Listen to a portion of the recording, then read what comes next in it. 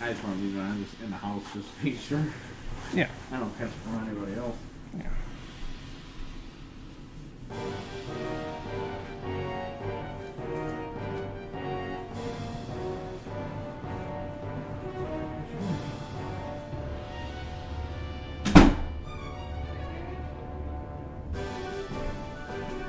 Yeah. Now.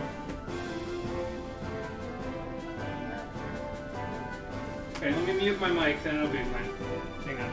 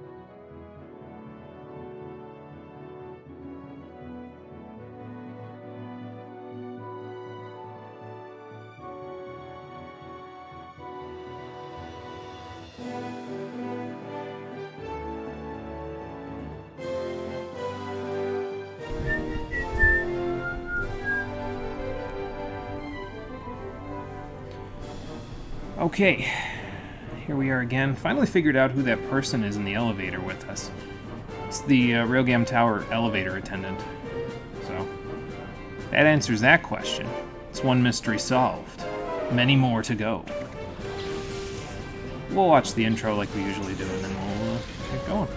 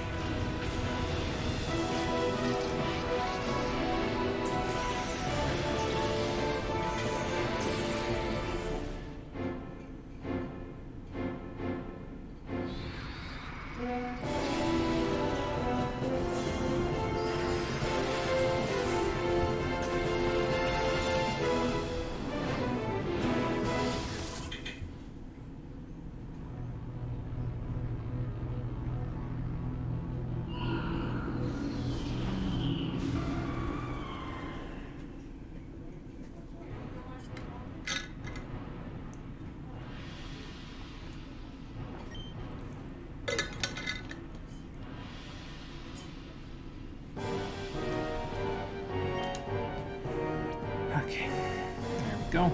Leave that right there. And in a minute, we'll get started. Probably wait it out one more time. Maybe. Maybe not. I don't know. We'll see. Oh, excuse me. Hey, Amarella and Conquer are both here. Hello. How's everybody doing? It's going good for me. How's it going for all of you? We're just about to get started. I think we'll get started right now. We'll let the music finish up and then we'll go. Going good here. Just ordered Chinese for dinner. Sounds like a plan. Chinese is nice and easy. It's usually pretty good to boot, so I agree. I think that's a good idea. I am glad that I just ate lunch not too long ago because honestly, Chinese food sounds kind of good right now and it might make me a little hungry. But I ate recently, so I am good. How you doing, everybody? Welcome back to Pokemon XD Gale of Darkness, the stream edition. Last time, we took care of all of our business in the Snag'em hideout. We got the Snag machine back, as you can see plainly on Mikey's arm. And today we have 2 more Battle Bingo expert cards to win before we go to the Cypher Key Layer and end their Shadow Pokemon production plan once and for all. But of course, first things first, a mini-games. And I may actually have to reset on some of these because these last couple of cards are pretty hard. So we'll see. And I don't have a whole lot of money, so I probably have enough to get through both of them. But, you know, just in case, I'll keep the save file right there just in case we need it. So, trying very hard not to scratch these mosquito bites you got yesterday. Oof, yeah, that's rough, Conker. I hate that the mosquitoes are, I mean, you're in a different situation than we are here in, you know, Northeast, but I hate that there are still mosquitoes flying around. It's like, it's too cold for anything else. Why are you still here? Go to sleep for the winter already. Like, good lord. I feel that though, Conker. So hopefully those get better soon rather than later. Hey, Marie, how's it going? Welcome. You get paid tomorrow. Also, where's your complimentary corn dog for waiting in line for an hour? Serve at this place, I swear. Well, I don't personally like corn dogs, so if you want anything complimentary, I could go make you a bowl of pasta. I got that in the fridge, if that makes any difference. I'd have to 3D print it at your house or somehow, but something tells me it wouldn't taste very good if we did that. But thank you for waiting in line. I appreciate it. I mean, that's like fast pass, right? Like all of a sudden it's like, nope, here's my pass. Just jump right ahead of the whole line. This is the waterproof card. You can already see how this is going to be a little tricky because what lurks beneath the water is right. Like, that's a good question. I think I know which ones I want to catch here, though. I'm pretty sure this one, and this one are the ones I want to catch because they can beat everything else on the card. But first, we're going to start up here with Golduck. Oh, before I go, let's check this out. So everything is water type here, and obviously they all have secondary typings. But the Golduck that you start with starts with Brick Break as its move, so that's a little odd, I guess. But it should let us... I think this first one is a Crawdaunt, so that should let us beat this thing. Sure is. Cool. It comes packing Crunch, so don't use it because Crawdaunt is all special attacking stab in this generation. And it doesn't have hardly any, so just break it. Just kill it. Shatter the carapace and move on with your life. Wait till Gen 4 if you want to use it. Which one is the Lantern? That's a good question. We are going to find out in a minute.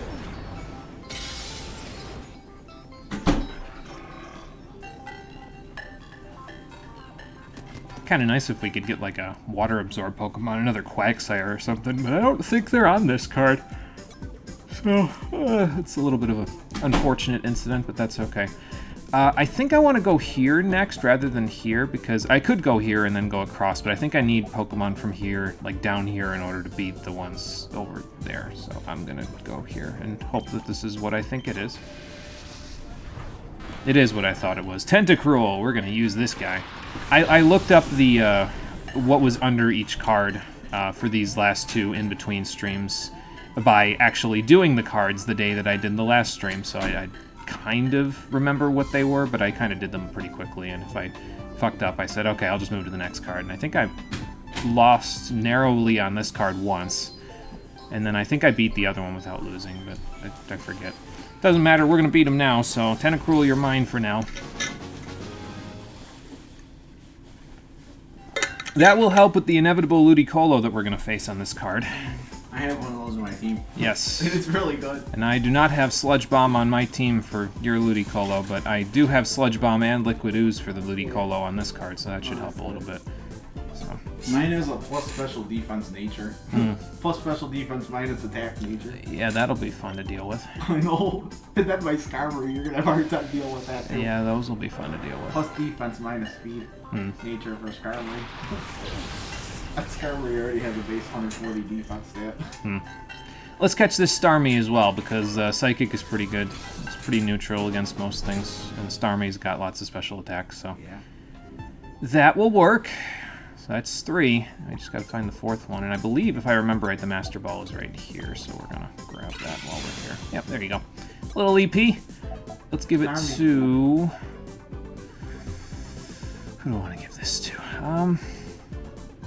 Well, Tentacruel has one for the Ludicolo, which I think is next to the Master Ball, if I remember right. I'm actually gonna catch the one in the second row on the top, or the second column on the top as our 4th, like right now. So I guess I'll just give this to Golduck, because he can do that part. They can do that part. I should just use gender-neutral pronouns because their genders just change willy-nilly, so They're gender fluid. We found gender fluid Pokemon. Hey, Swampert. There we go. That's what I want. It'll help for the physical attackers because most of the physical attacking water types are weak to ground in some way, or at least ground is pretty neutral against them, so. I'll take it.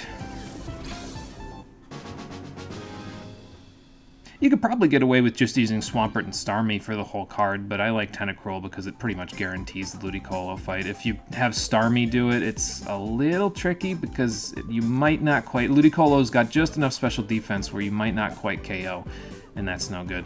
So, I don't want to do this one.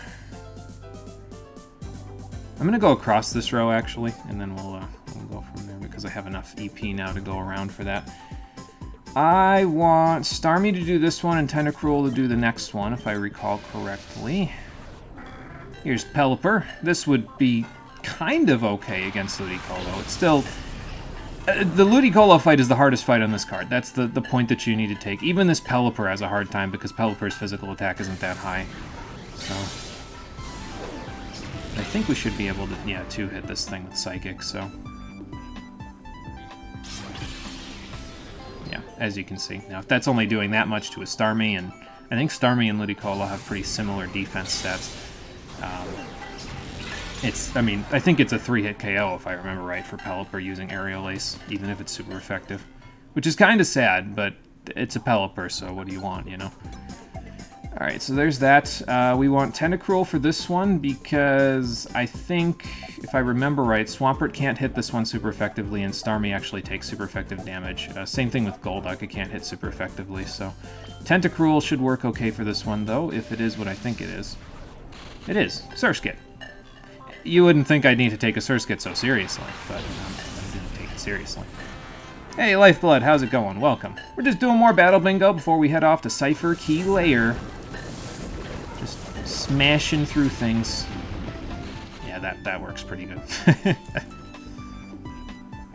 You're still over-leveled in Shining Pearl. You just lowered how over-leveled you were by increasing your team size from 13 to 19. Good lord. You're 45, and that's probably where the last gym leader's ace is around. Imagine if you went through this game with a team of 3 like you intended. You'd be way over-leveled at this point, yeah. Like, you'd be probably well into the 60s, I would say. Just making a guess, but, you know, probably well into it. Excuse me. I think I want to give Starmie this one. I'm going to go down from Surskit and get that row done, and then we'll just, like, go around the outside of the card and then go inside from there, I think. See what the hell happens when I do it that way. It's kind of dumb, but, you know, whatever. This is the Lantern, if I remember right, so we want Swampert for this one. And Lantern would be pretty good against most of this card, but I think it only has Shockwave. I don't think it has Thunderbolt, so... It's not as strong as it probably should be for this card. If it had Thunderbolt, I'd be way like, oh, no, we're starting over here. Give me that thing. It's good against everything except Swampert and Ludicolo, and if I can beat those, I can beat this. We'll be good, but no. Unfortunately.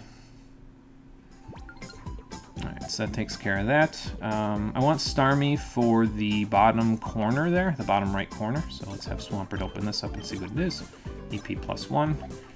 So that means the other one's EP +2. So I'll give this to Golduck and let him open that up. Open that up, sorry. Still need to be gender neutral here. Starmie can probably, I think this is Poliwrath, so Starmie should be able to take care of this one. Yep. I'm remembering this card from when I did it Monday night. I figured I'd get all the BS of, you know, not knowing what the hell I was doing out of the way, so that way we could get this done relatively without too much trouble.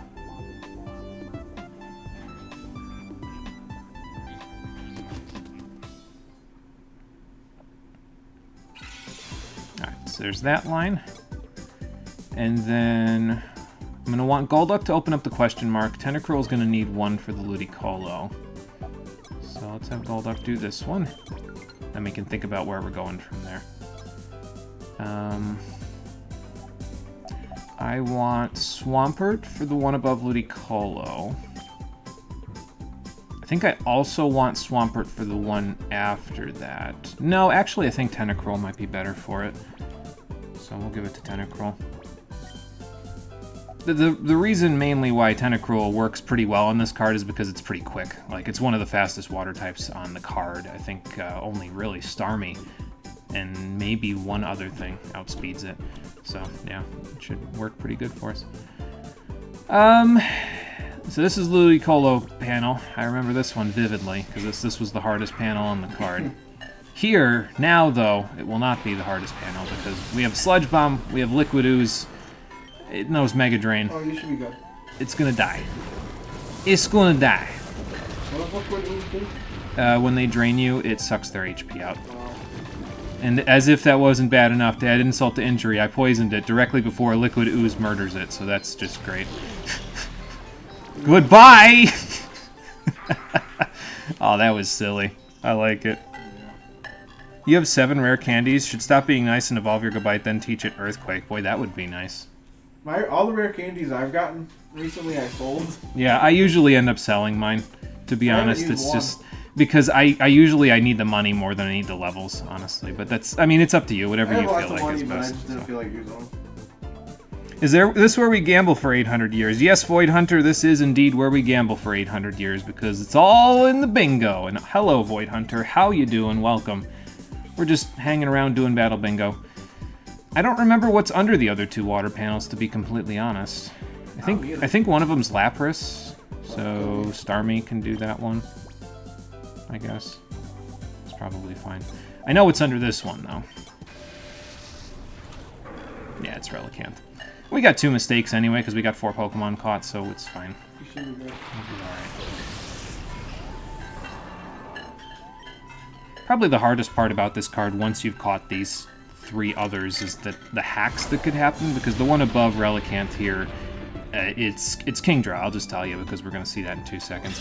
And Kingdra knows Dragon Breath, which has a 30% chance to paralyze you, and if you get unlucky, and I mean really unlucky, yeah, that's not going to work too well. I thought about using a Kingdra on my team, but you get it so late. Yeah. We Sapphire Emerald, I was like, I'm not doing that. Yeah, Horsey's kind of a really late game capture. So. I just got a super ad, so technically I would probably be able to use it now, but it's just I didn't feel like waiting that long. Yeah, that's understandable. So, well, let's look at the secondary typings here that we've got. We've got Water Grass, Water Fighting, Water Psychic, Water Poison, Water Dark, Water Ground, Water Rock, Water Flying, Water Bug, Water Ice is over there, Water Dragon is over there. What else is on the type chart? That could be also with the water type. We already did our Water Ground, so that's not it. Water Ghost doesn't exist yet. Jellicent, but that's later gen. Water Steel doesn't exist yet. Water Fire doesn't exist yet. This is a Water Fire type? I didn't even know that. Yeah, it's a legendary, I think, in Sun and Moon, if I remember right. Yeah, I don't know. Oh well. We'll figure it out as we go. I'm going to use Tentacruel for this one just to see if it works. I mean, it should, because it's faster than the Kingdra.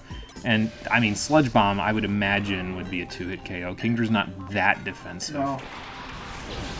It's more offensive. I think it has the same defense as when it was a Seadra, if I remember right, so... We'll see. Worst comes to worst, I got Swampert in my pocket, so I can just do that after I do other stuff. Plus, I got a lot of special defense, so this should do, like, a little bit. Yeah, that's only a little bit. It's fine. And it looks like we 3-hit, so you could just pray for no hacks. Pray for me. I'm gonna need it. Asset Lifeblood, give him the reverse psychology. When you say it, the game never does it, because you're expecting it.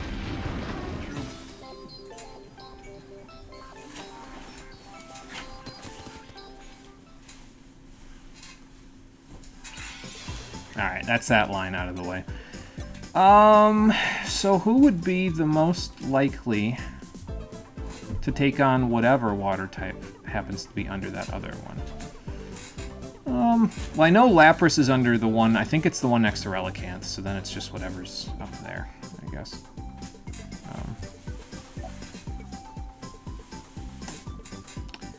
I'll give it to Starmie, Because Starmie's usually pretty neutral against most things, so I think Starmie should be able to handle both Lapras and whatever's here.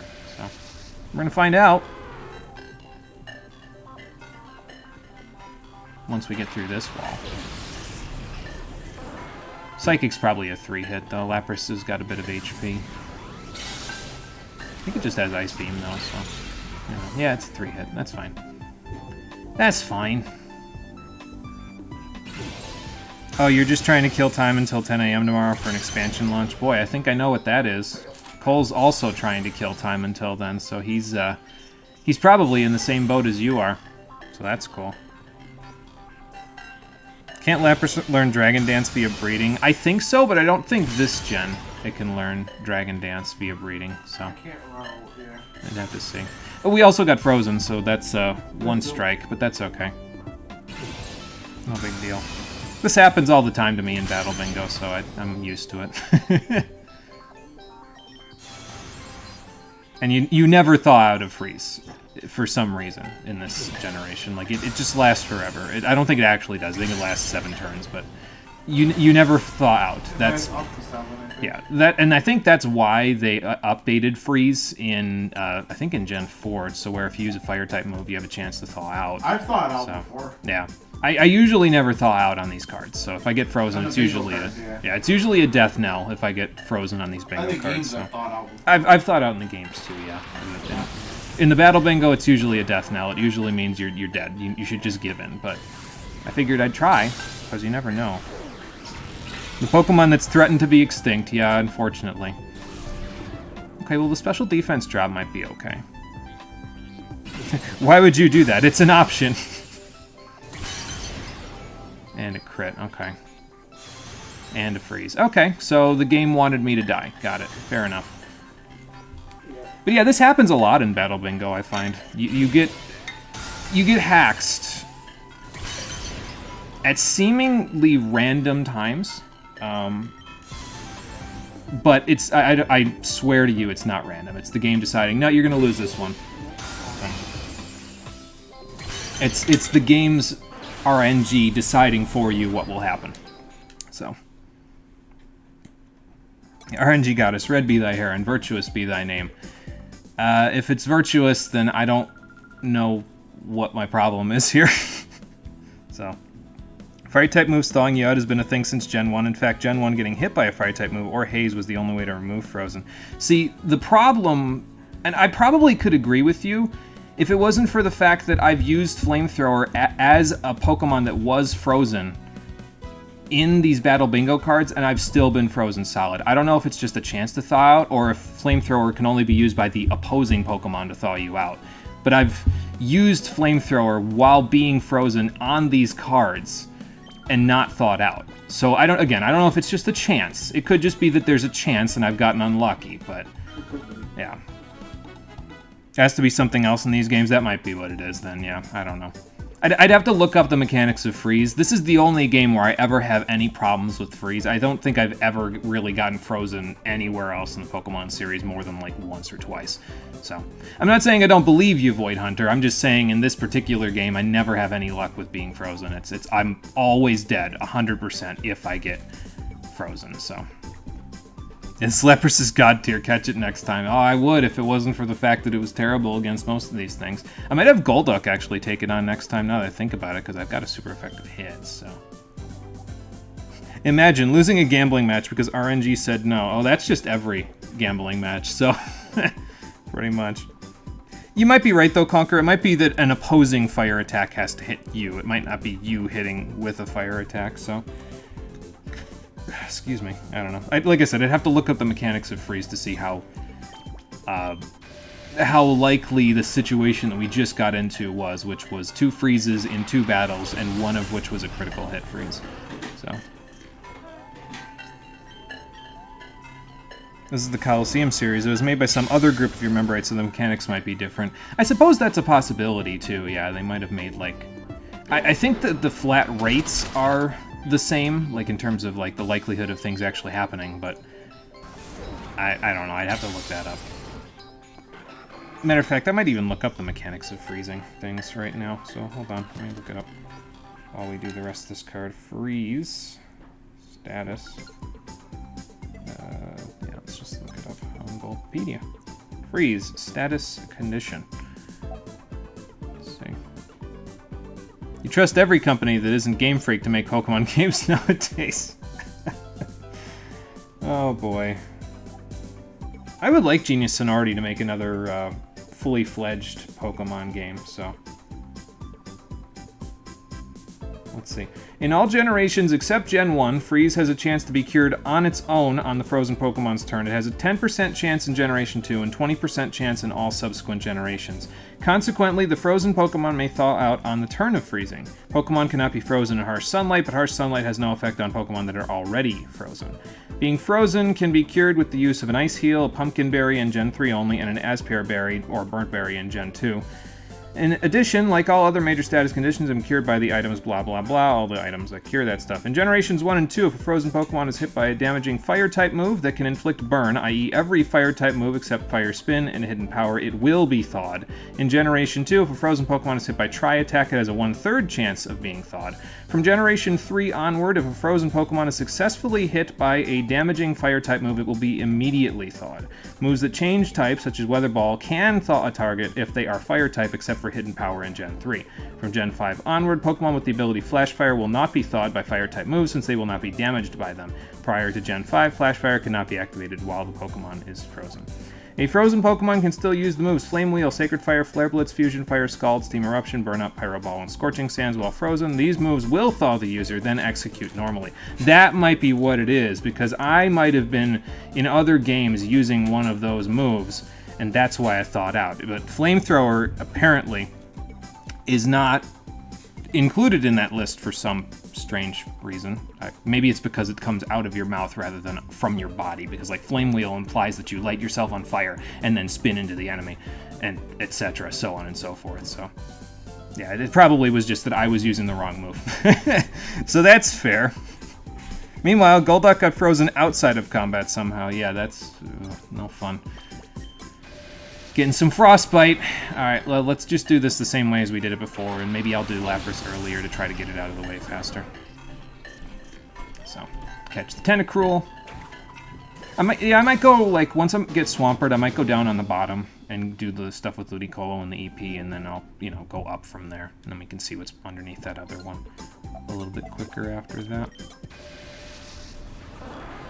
But it, you know, honestly, it doesn't really bug me that much. It's like, this is a chance of happening, right? And knowing the way that my luck is, it's going to happen at least once because, I mean, it's a money sink. The game wants you to spend some cash on this, and if it just fell over for you, you know, there'd be no challenge there.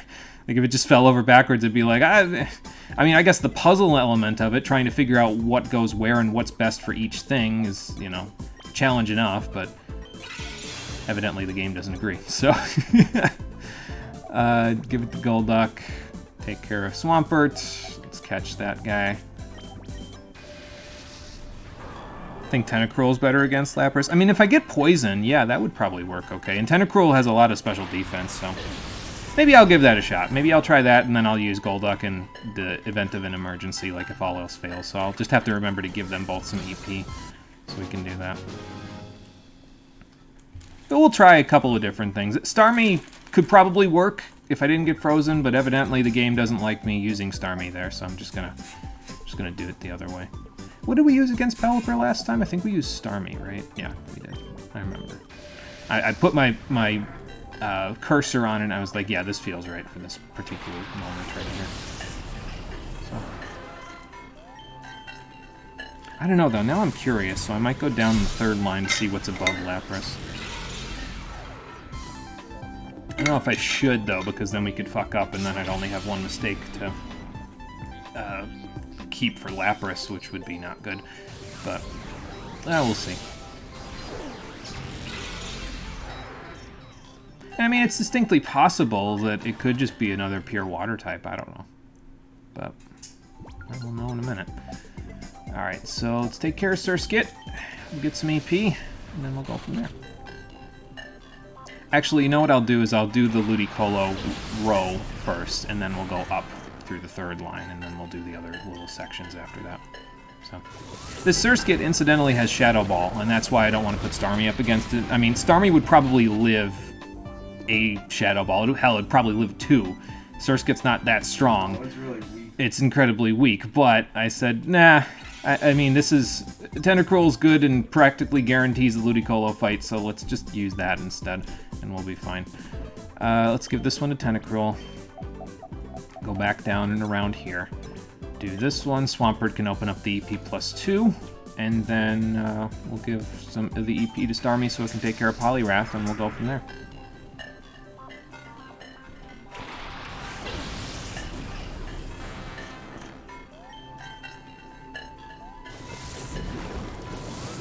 But yeah, it's just nice how free catching Tentacruel makes this fight right here. Like, I mean, hell, you could one-shot it as you just saw there. So it's just nice making it a pretty safe fight, because any other way you do this, you probably end up... I mean, you could just catch it, I guess, if you wanted to use, you know, it as a Pokemon. It has a Grass-type move, so it'd probably work pretty good against most of the card, but I find that a lot of the things I would use Ludicolo on, I would just use Swampert on instead. Like, I would use it on Relicanth. I just, you know, use Swampert for that because Rock Slide, it's slower than that, and Rock Slide's not very effective. I would use it on Swampert itself, but, you know, I already caught it, so I don't know. I like this little setup a little bit better, that's all. It's just personal preference, really. You could probably beat this card with any combination with enough luck, but I, I prefer when things are a little more guaranteed, I guess. So... Alright, so we said we're going to try Tentacruel against Lapras, so let's give Tentacruel an EP. We'll let Starmie do this one. And then, after we take care of Poliwrath, we'll go take care of Lapras. And then I'll decide whether I want to just go to Relicanth and then go from there, and then do the mystery one.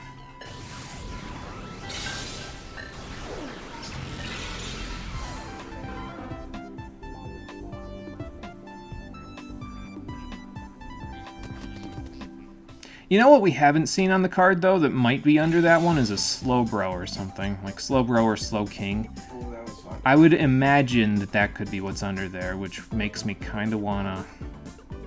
I don't know, it'd be tricky with this team, I guess. I guess Swampert could probably handle it, but I don't know. I'd have to figure that one out. It's also a possibility it could be like a Gyarados or something. So, I don't know. I'm going to give one to Golduck, just in case Tentacruel can't handle Lapras. So we'll try Tentacruel against Lapras. Let's see how it works. I mean, like we said, Tentacruel has higher special defense than basically anybody else on the team at the moment, so it can probably take the Ice Beams okay. And to be fair, Brick Break is at best a 2-hit KO anyway, so yeah. So, I like the poison, though. That's nice.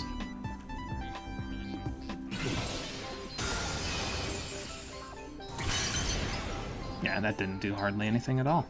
Good. But with the poison, this might even go a little quicker. I mean, if I survive this next turn, which I will, obviously, because I'm not going to take that much damage. It's pretty much dead at this point. I just have to wait 2 turns. So, that works.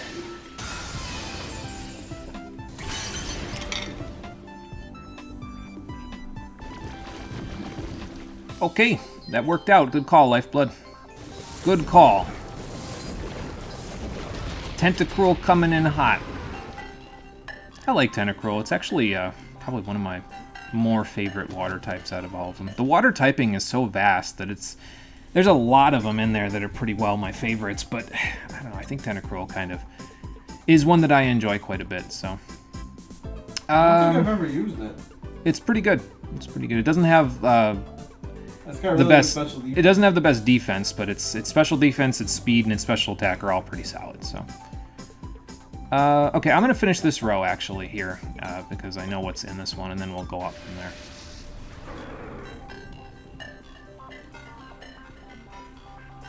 That battle I did, I thought it was the card that it was. Which one? On Route 124, the double battle. Mm-hmm. I don't remember that one. It's the one where they used, well, they had a Cabana and a Chinchou, but this one they had a Lantern because I've been doing a trainer by it. Oh, okay. Yeah. And then the Carvados level, I think 45. The Lantern was 30, no, 43. I just beat him with the level 39 Alakazam and the level 39 Gyarados. Okay, well that's not bad. I was a lot easier than I thought. Yeah. Alakazam, one Psychic took out more than half a Lantern's HP. Yeah, well Alakazam is pretty strong, so that's probably really part of solid. it, so. Guzma's Masquerain was kind of hard to beat. It was really fast and it used, it makes them flinch. So it's Air Slash in English, but yeah, it's we have Air Cutter, which is the weaker one, and then Air Slash, which in your case is Air Cut. But yeah, I know which one you mean though, so. Alright, so we got 2 EP from this one. So let's give one to Swampert, because I know Lantern is under the one up there. And then let's give one to... Well, I'll give one to Tentacruel as well, so we can take care of Kingdra. And then we'll see what the mystery one is as our last one.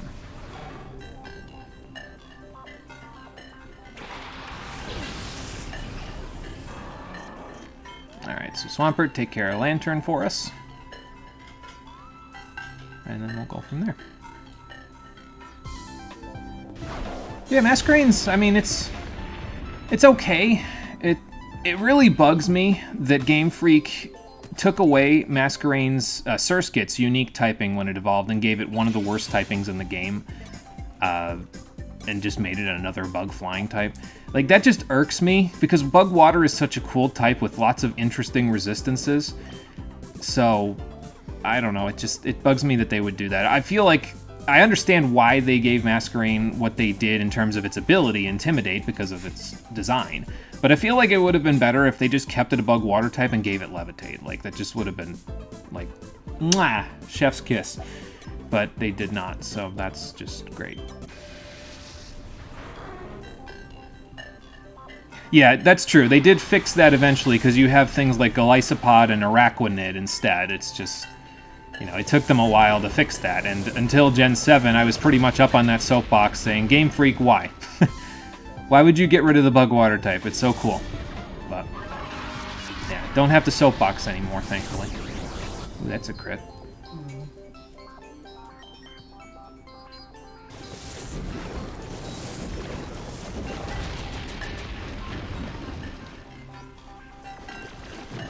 And that's a poison. Okay. Well, it might be okay.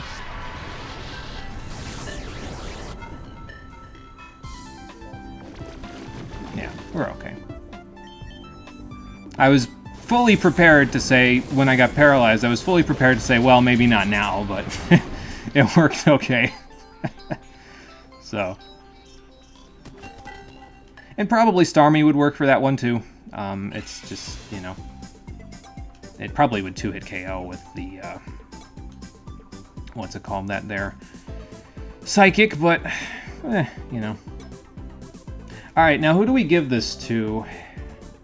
The only thing I can think would be under there would either be Gyarados or, like, a Slowbro or Slowking. So I'm going to give one to Swampert, because I think it'll be okay for this. I mean, unless the Gyarados, in which case we're screwed. But I don't think Golduck's going to come in too handy for whatever this is, so I'm going to give it to... Well...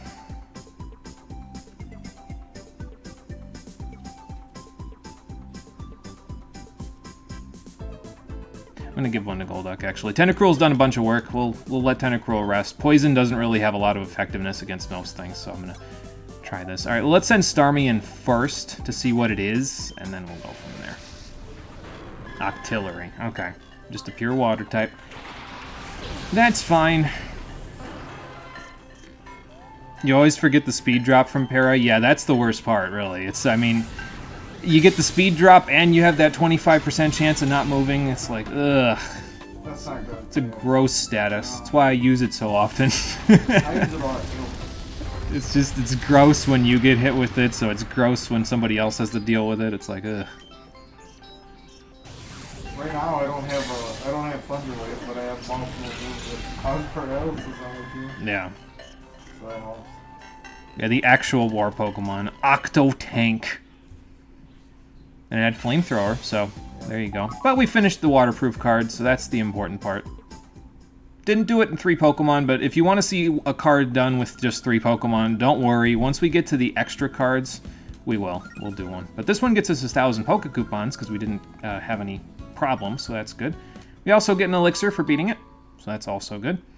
And now we got one more card to go, so I think I'll just save it right here because, I mean, we could go and, you know, not save, but then I'd have to reset and, you know, lose all my money and have to redo both the cards, so I don't think I want to do that, so. Yeah, that's true. Yeah, an artillery station. Yeah, because it's right in the name. It's octopus and artillery. So I almost said its name. I almost just said it's an octillery, which would be technically correct, but that would not explain the thought process that I was getting to. So,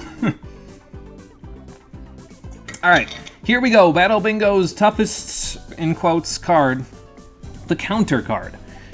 This one's all over the place, but I know where I want to start because we have a Scyther. It's bug flying and it has a flying type move, Aerial Ace, so you're going to want to start by flipping one of these grass panels, and I think I know which one I want to start with. Because this is a Vileplume and it's pretty easy to do. Don't let the typings on the cards fool you, though, on the panels fool you, because they might have a move that is not what you would expect from them. And that'll totally screw you over. So, like, just because it's a ground type doesn't mean you can throw Scyther at it and expect to be fine. Doesn't mean they have Earthquake. They might have Rock Slide, which is no good. Here, though, we're okay because Vileplume just has Petal Dance, so. This line is probably the biggest change in, like, general body change. Yeah, because it goes from a fish to an octopus. That's, like... That's weird. That's a big change, so... No, that is a really big change. Yeah. Alright, so this one's a little weird with how I'm going to do this. The 4th Pokemon is pretty much can pretty much be whatever the hell you want. The first 3, I would say, are pretty well mandatory for beating the card, and one of them is this one right here, I think. Yeah, it's Quagsire, he's back again. But, yeah, this one's pretty mandatory for beating the card. It's got a lot of good resistances against most of the things on the card. It has Water Absorb if the abilities are the same on every card, so... That's what the counter part of the card means, is basically that you take their abilities and their typings and you use them to counteract the other Pokemon on the card, so that's what that's all about.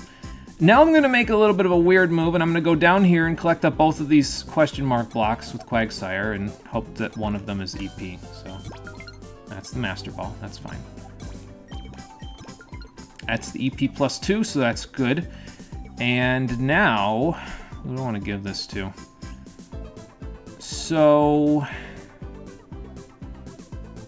I want to give them both the Quagsire, to be honest. Well, I'm going to use one of them to catch something, so I can give that to Scyther. Scyther will still have some use on the card, but just not an incredible amount.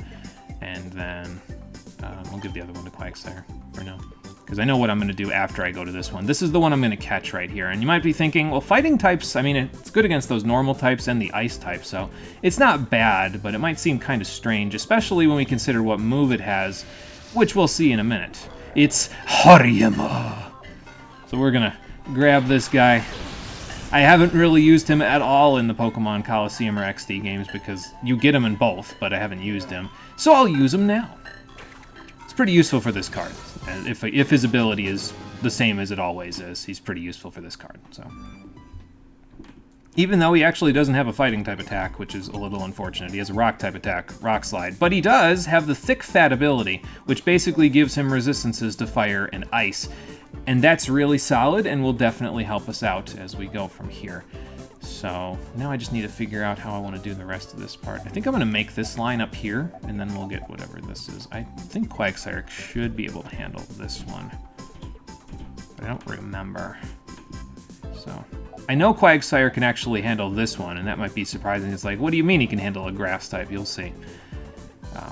But yeah, I know he can handle this electric type, so let's let him do that. Them do that, excuse me. Electrode. So that's fine.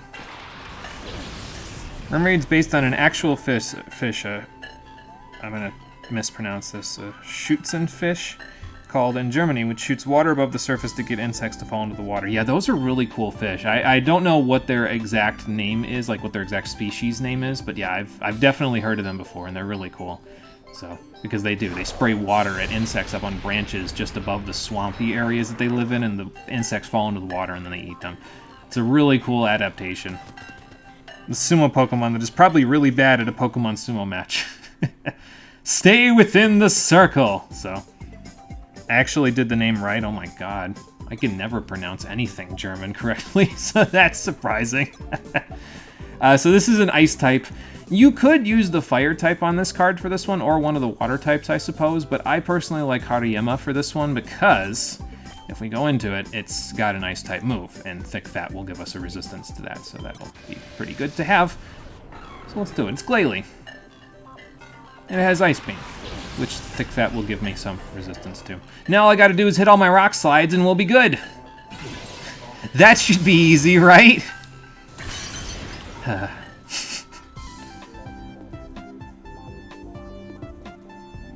I always get a little spooked whenever there's that pause before you do your attack, because I'm always like, oh my god, stop pausing. Don't leave me in suspense. Just tell me if I got frozen or not already. Good lord. But it's fine.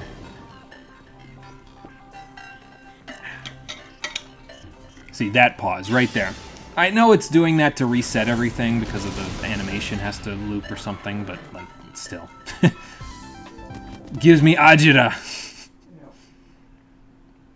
Hariyama would be even better in this if this Glalie... Oh, if it's Frostlass because there's a rock-type move? Yeah, that's true, yeah, because then Frostlass is... I think it's got the same defense as Glalie, but it's still... Rock-type move would definitely work pretty good against it. So, if that's Frostlass in your language, I'm not 100% sure about that, but... If it is, then yes, that would work pretty good, yes.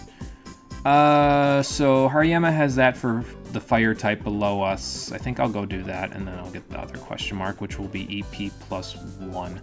So, excuse me. Frostlass was it? Okay, yeah. Because I remember you saying that before, and I'm like, that's Frostlass if I remember correctly, so. I think Quagsire can handle this water type, but I'm not 100% sure about that, so we're going to find out right now. Let's get it out of the way. Yep, because it's Lantern. Perfect.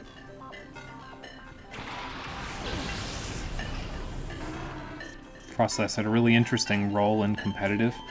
I think I've used it in competitive, but I don't think I used it the way that most people would use it in competitive, because I think I used it with a sash, if I remember. Well, no, I actually used it with a scarf to start with, and then I realized it just dies in one hit if anything's faster than it, and there's a few things that are faster than it, so I just gave it a sash after that, and it worked pretty good. So, a focus sash, that is, the one that lets you live at 1 if you take all of your HP and damage. So, excuse me. Alright, so there's that. Another bingo. We'll go down that line on the right side, and then we'll do the last few here. So, let's let Hariyama do this one. There we go. Then there's one more Pokemon after this that we want Hariyama to take care of, but Charizard will be one that we should be able to take care of without too many problems. It can burn us. We don't have guts, but even so, even if we get burned, I'm pretty sure Rock Slide's still a 2-hit KO. It's 4 times effective, so, like, we should be alright.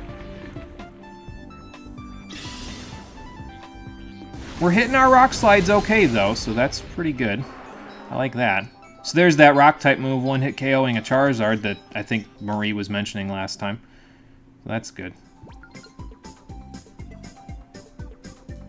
Yeah, it was a Spikes lead. I remember you could get Spikes on it. I never used it that way, but yeah, I remember you could get it that way. Because back then, Rapid Spin was the only way to remove Spikes, and Frostlass is Ghost Immune unless it cancels Rapid Skin, so it was pretty... Rapid Spin, so it was pretty strong, yes. Yeah, that would actually work pretty well then, yep.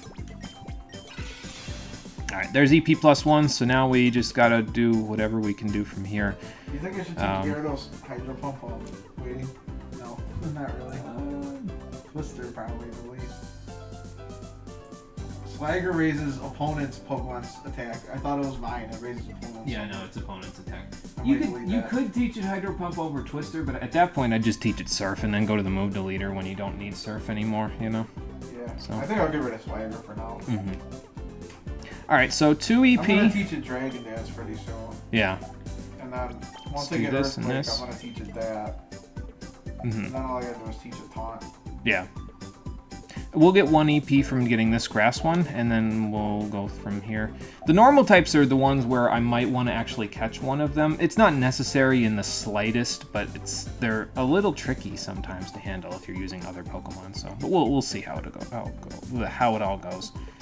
With some luck, you can get a Destiny Bond on your enemy and could probably pack his things. Yeah, because you get your spikes up, and then you can just Destiny Bond them when you're getting a little low. And I mean, it's decently fast, so you could probably get it to work out. Okay, so why am I throwing Quagsire at a Grass-type panel? Well, if we go into the Grass-type panel, as you will see in a moment, it's a Ludicolo. And that's even spookier because it's like, oh my god, we just fought a Ludicolo and it had Mega Drain. Well, unfortunately, this one doesn't know Mega Drain. It knows Surf, and Quagsire has Water Absorb, which means that it can't do a damn thing to me. So this is going to be slow going, but it's a lot safer doing it this way than doing it with anybody else, so...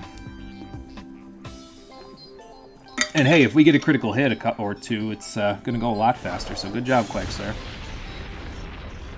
This is what the card meant when it said counter, though, is you countered their moves by knowing what their moves are and then using your abilities against them, so... How did Destiny end up as Eastony? I don't know.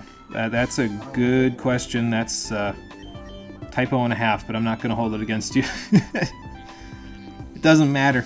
I understand, though. It's tough. If you're on mobile, especially, I can understand, because it's tough to type stuff on mobile and not make a typo. Like, you pretty much have to go reread it, because sometimes it reads your key presses as something completely different. So, okay. Well, that takes care of that, so, well, we could go after the normal type over there, and I think Scyther actually works pretty okay against the normal type below Lantern, so... The normal type that I'm more worried about is the one below this one, but we can deal with that when we get there. This is a water type one. Hariyama doesn't have a thick fat advantage against water type moves, obviously, but this is a panel that's kind of like the Ludicolo panel, because if we go into it, well, it's a Gyarados, so I'm going to get intimidated, and Rock Slide's not going to do hardly much of anything, but let's wait for it. Get intimidated, and then if you take a look at the move it actually has Flamethrower for some reason, so Thick Fat will help us here as well. That's good. Actually, this one might not be a bad catch for the normal types because of Intimidate, so... But looks like I'm not catching it now. Goodbye! Fuck your Intimidate. So that's that. Now, Scyther, I think, should be able to handle this one. If it can't, I'm a little concerned, but we'll be okay, I think. I got an idea. I think I'm going to teach Gyarados dive. So yeah. Use that E-Jump Slide. Yeah, that way you can go do all the diving parts of the routes to, you know, so you don't have to worry about bringing out other stuff out of the PC. So it's a Kecleon, and we're faster than it. I got to delete Strength anyway. Yeah. We're faster than it, so we can actually change its typing. It has a normal type move, but if we change its typing, it doesn't get stab off of it anymore, so that should make Scyther, yeah, be able to take this pretty easily. I mean, it'd be a 2-hit KO normally, and we'd probably still kill it, but this way it's more guaranteed. I'm going to delete Hydro Pump, I think. I just taught it that, but I'll get rid of it. Yeah. I need another H-Hum additional for now. Mm-hmm. That will help. Okay, so that's that, and we got another EP. This last line is a little bit on the tricky side. I know Quagsire can handle the electric type, so I guess I'll give them that. How many water Pokemon can learn fire moves? Pretty sure this number is higher than the number of fire Pokemon learning water moves. Probably, yeah, because a good chunk of water types can learn, like, Flamethrower or something to that effect, so... I know, off the top of my head, I know Gyarados can learn some. I know, what else can learn? I know the slow poke line can learn some fire type moves, but yeah, not a whole lot of fire types can learn water type moves, so it just depends. Usually if you see like fire and water coverage on something, it's usually on a normal type, so if it's not just a water type to begin with. So anyway, Quagsire can handle this electric type one. It's probably not bad for Gyarados if you're having trouble with it, but yeah, I'm not having trouble with it, so. Alright, you got this Quagsire, because this Raichu has Thunderbolts, which is not going to do hardly anything, and that's fine.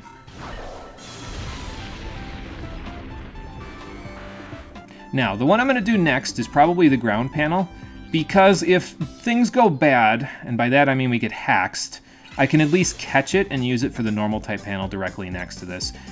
If things don't go bad, then I could probably fight the normal type with like Quagsire or Scyther. We'll figure out which one. So, but Quagsire can handle the ground type panel by itself. It's just going to take a little bit of doing.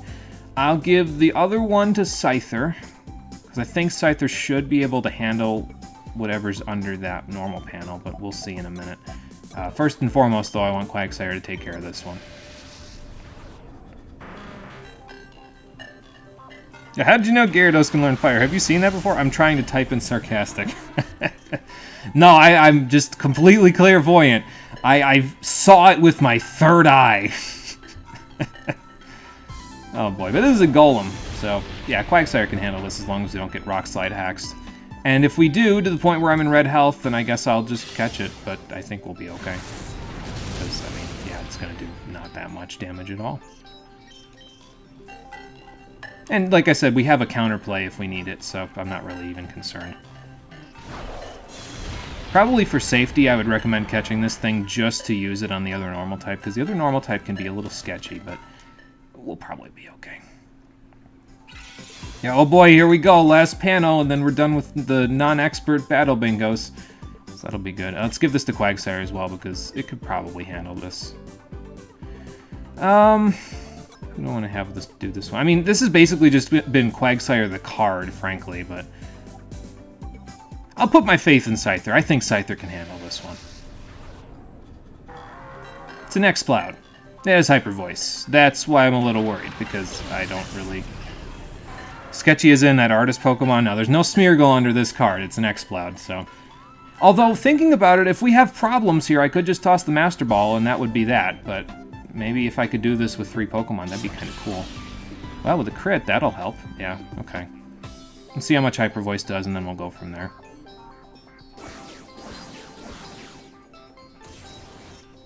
Okay, yeah, this is cake, then. You got this, Scyther! And there you go. That was the hardest Battle Bingo card with 3 Pokemon. Easy as pie. I gotta stop talking about food. I'm gonna make myself hungry. Clear! We're done. Bingo. GG indeed. Thank you. So now, if you complete the expert cards with only 3 Pokemon, you get an extra 320 Poke Coupons if you don't make a mistake. So that's not bad. That's like about 33% more coupons, so 32%. That's not bad. And we get another elixir for completing this one. So that's cool. Now then, if we look at the cards here, I can show you. She'll give me back my 500 once I back out, but I can show you the extra one that we unlocked after doing all of those. So the extra one is this Houndoom card here. It's very similar to the Sudowoodo or Golduck card, so the Sudowoodo card or the Waterproof card, the Rock vs. Flying or the Waterproof card.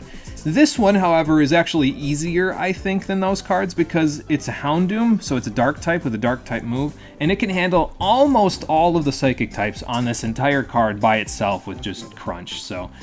Yeah, Houndoom does really nicely against this whole card. This is the card you want to do if you want to grind for Poke Coupons to get like the berries, the pinch berries, or the choice band, or any of that sort of stuff, because this card is really easy, and it gives you like 3,000 Poke Coupons if you complete it with 3 Pokemon, so that's nuts. Yeah, Stab Crunch is gonna hurt. Yeah, it will. We'll do this one after Cypher Key Layer, but we also, as you may recall, happen to have another card that we can give to the lady. But the only way to do that is by actually using it from your items. She won't see it in your inventory unless you go to your items and you go to your key items and you use it in front of her, and then she'll see it. So if you do that... I don't know about a Mirage, but the guy gave it to me, so... Well, must be pretty famous then. I would appreciate it. Yeah, I won't be playing it now, but at least get it on my inventory so I can play it later. So yeah, now we can actually play both the Houndoom and the Bonsly cards, and like I said, we'll go do that after Cypher Key Layer, which is where we're going now. So, Who's producing these PowerPoint restoring items? Why is there no market for them? What kind of selfish person is not selling them? I don't know.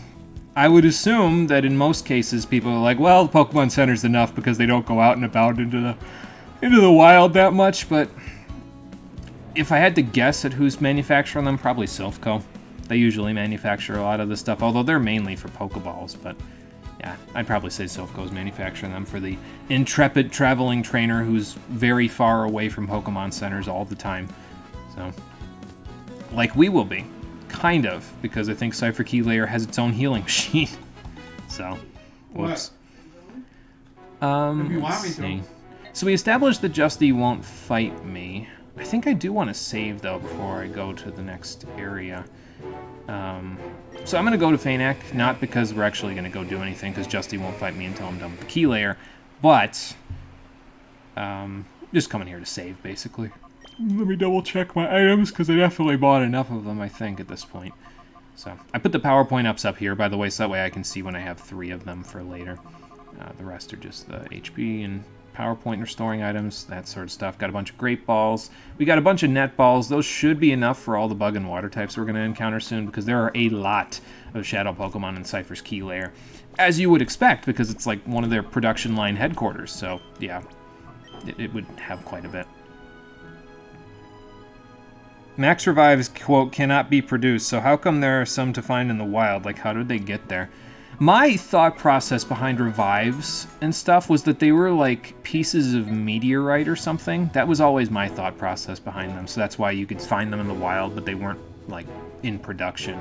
Because they're like not of this world or something. Like they came here from the moon with Clefairies. I don't know. That was, it sounds weird when I say it out loud, but that actually was kind of my headcanon for it, so I don't know how true that is, but that's just the thought I had. So this is pieces of meteorite, and then the Max Revive is like a big chunk, so. Alright, let's go back to Cypher Key Layer, now that we have the Snag Machine back. Zook should be a little bit easier to thwart this time. Well, those big guys must have gone and taken a break. Huh, well, that'll make my job easy once I get Zook out of the way. Yeah, I did, actually, and I could do it again, but this time, I'll do it by snagging your Shadow Pokemon. Oh, you don't know what this machine can do, Zook. You think you will. You won't.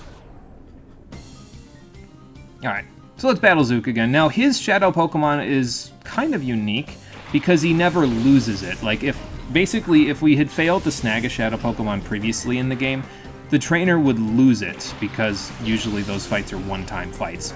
So, you wouldn't get the chance to catch it again, and then Mirror B would find it, and he would catch it, and he would take it with him. Excuse me. But Zook is unique because he actually keeps Zangoose, so, like, even if you don't catch it previously, which we couldn't, because, you know, didn't have the Snag Machine. So that would have made that a little hard. Okay, but let's take care of his other Pokemon first, I think, and then we'll deal with the Zangoose once we're done. It'll probably be Shadow Rushing us or something the whole time, but that's okay. Not a big deal. Breloom making it a big deal by getting critted, but you know. I'm surprised Breloom's faster than a Doduo. I mean, I know I've got a big level advantage, but still. Seems like a lot. It could have, yeah, that's possible. I think that, I don't know how natures and stuff work for the AI's Pokemon, but it's possible that they could be like radiant, and so it had like a speed minus nature. So. They can be produced, it's just a shell with white powder inside that revives the Pokemon. You think that's been confirmed from official sites. Oh, okay. Yeah, see, like I said, I always thought that it was more of a non-Earth element type of a thing, and that's why it was so wondrous and could revive your Pokemon. But like I said, I could be wrong, and in this case, I suppose I am wrong. That's okay. But yeah, I don't know why it's not produced as... I mean, I guess you can buy regular revives in the Pokemarts, so I guess if they were pieces of meteorite, they would be in kind of limited supply. But max revives, yeah, I don't know. I mean, maybe they're like premium items, I don't know. Lots of questions I don't have an answer to, that's the thing. Don't be afraid to admit that you don't know the answer to something, though. Don't let anybody tell you that that's not something that's, like, if you don't know, then don't try to meander around the answer and...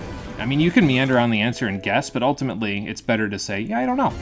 It's a good question or a good thing to think about. Because it's, better off that way. You don't look like you're kind of trying to tell people something and make it seem like it's true, when in reality, you're just as in the dark as everybody else, so... I don't think I need Fire Spin. Helping Hand is a far better support move, so I'll just use that instead. Okay, there's Relicanth. I can probably handle that next turn. And I think I'm going to Helping Hand the Mega Drain. I probably can KO it anyway, but just because, let's do this, and then we'll, you know, we'll start manipulating all of the other stuff that we normally manipulate to make sure that I can catch the Zangoose. We have Yawn now, so I can actually switch off to Quagsire and let it Yawn, do that sort of stuff. Maybe put up a Reflect. We'll see. This Relicanth should give me basically all my HP back, though, so... yeah. Or at least a good chunk, as you can see there.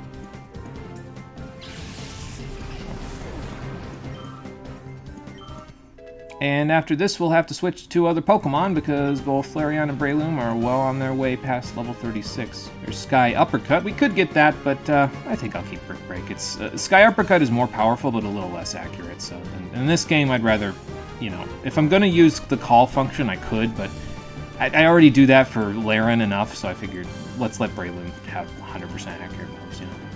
She's got enough attack. She'll be fine. So let's see here. So let's get Quagsire in here so we can get a Yawn off. I will False Swipe. And then we'll go from there.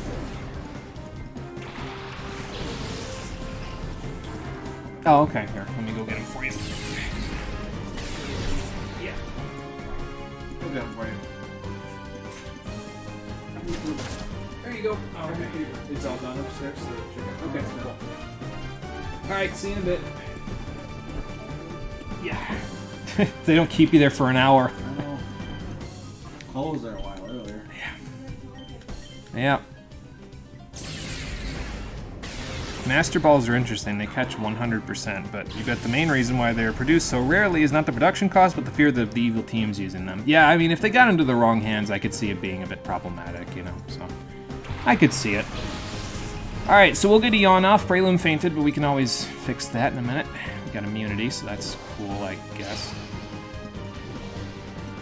I don't know why, but I see that animation and it kind of makes me want to yawn a little bit. It's kind of weird, but maybe it's just because I see the word yawn and my monkey brain, my biological brain says, oh, it's a, you know, it's a courtesy to yawn when someone else yawns. It's like, no one's yawning. It's an animation in a video game, and then you just do it anyway. It's like,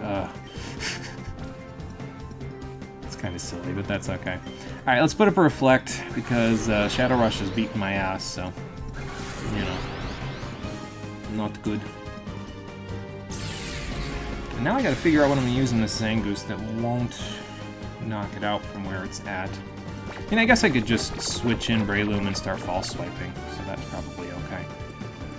I want to keep Quagsire out, though, because just in case I need to yawn it again. Because sleep is, unlike paralysis, you have to actually keep reestablishing it if you don't, you know, because they'll wake up within, like, 2 turns, potentially, so... Gotta be doing a little switcheroos here. That's okay, though. Just see what happens with this here Great Ball. Might throw an Ultra Ball if it doesn't work, because Zangoose is a little bit, I think it has a little bit of a low catch rate, so we'll see. Yeah. I kind of figured that was going to happen. It's okay. Plus, I mean, this is the Shadow Pokemon that really kind of, not introduced us to Shadow Pokemon, but it's the one that's kind of been in the back of our heads for the entire game, so yeah, it's, you know, just something that we've had to keep in mind the whole time. Let me heal Breloom as well. The Reflect will help, but still probably good to heal it so I can False Swipe.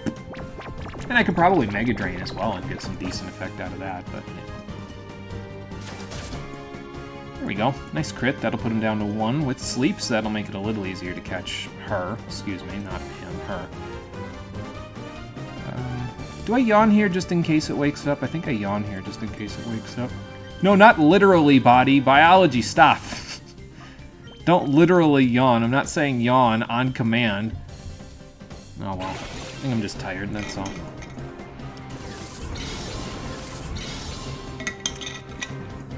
I've been thinking about retaking some melatonin pills, honestly, to make sure that I get a little more quality sleep, because I might be at slightly less quality than usual. I gotta get through my round of immunoboosters first, though, which I think I need to take them for a couple more days, and then I'll be good. But I don't want to take, like, melatonin while taking all of those, because I don't know how all that cocktail of supplements mixes together, so I don't want to risk anything. He sure is. Maybe you shouldn't have been challenging me all the time, you jackass. We got a little money. Zangoose joined our party. That's cool. We'll put it right in the chamber once we find a PC. I forget if there's a PC in here, though. There might be, and there might not be. We'll find out. Oh, excuse me. So what will you do now, Zook? Yeah, I mean, that's probably for the best. Your career is basically over with Cypher anyway, so... Alright, bye. That's all I wanted anyway. You never see him again, though. He's gone forever. He doesn't even show up in any of the other Pokemon games, which I would think might have been something they would have considered, but yeah, he doesn't show up ever again, so... Excuse me. Alright, so let's switch Laren in. We'll give Laren the amulet coin, and we'll be good. Your headcanon for how Pokeballs work is when a Pokemon is caught, it is scanned, and if it is fully scanned, it is caught. And the better balls have better scanners, and the rarer the Pokemon, the more unusual is the signature, making it more likely to fail. Yeah, I could see that. That seems like it tracks for me. Seems like a good headcanon. I don't know, I guess I've never really given it too much thought about how exactly it works. It just seems like one of those things. I guess I just think of it as like a game design thing, but yeah, it's something that you could, you know, headcanon out like that, so... Zangoose has a silk scarf, so there you go. That's pretty good. I'll take that from her. Not that I'm going to use it, but, you know, it's there. Hell, if I did use it, though, it would be, wouldn't be too bad of a move with Headbutt for Laren, but, you know. Oh, I guess they're off their break now. Hi, guys. Yeah, I understand that, but I need to get in there, and if you want me to battle you for it, then I will battle you for it. Yeah. Well, I mean, I guess the jig's up at this point. I was. That's me. I don't know about that. Well, the cavalry is here. Hey, it's Gonzap. Now he can wrestle with them and take them one-on-one while I go inside. Cool. I mean, that would make sense, yeah. Okay, fair enough. That is true, and that would make it harder for me to, you know, take them down, so... Alright, you guys do what you gotta do. Oi, Whackin', do your thing! Cover your nose, kid! Good night!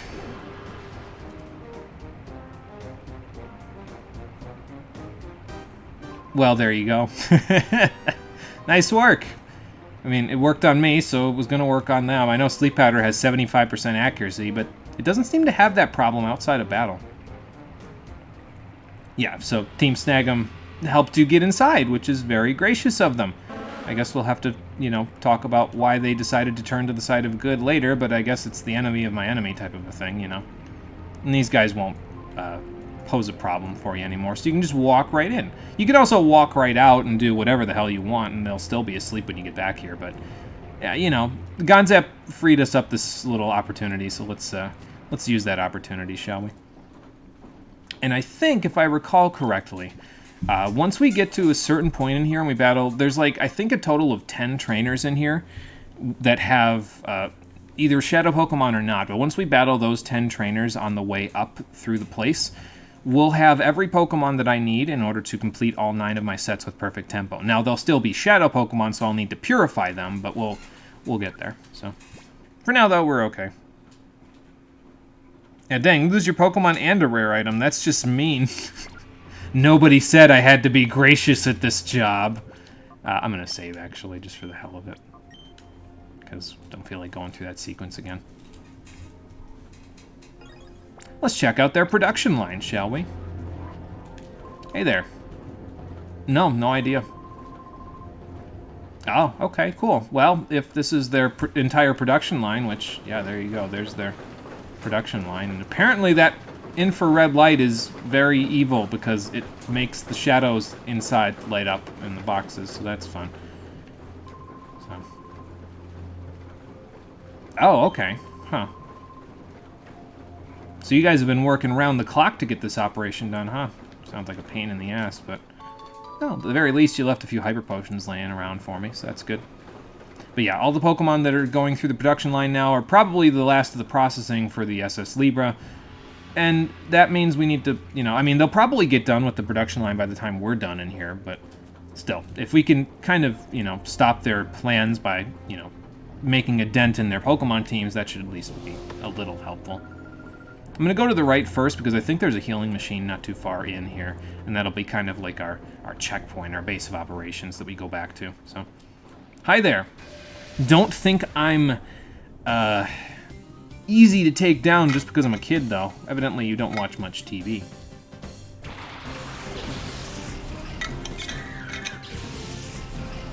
Probably should have had Quagsire in here because, I mean, they're pretty good for mining. Oh well. We'll make it work.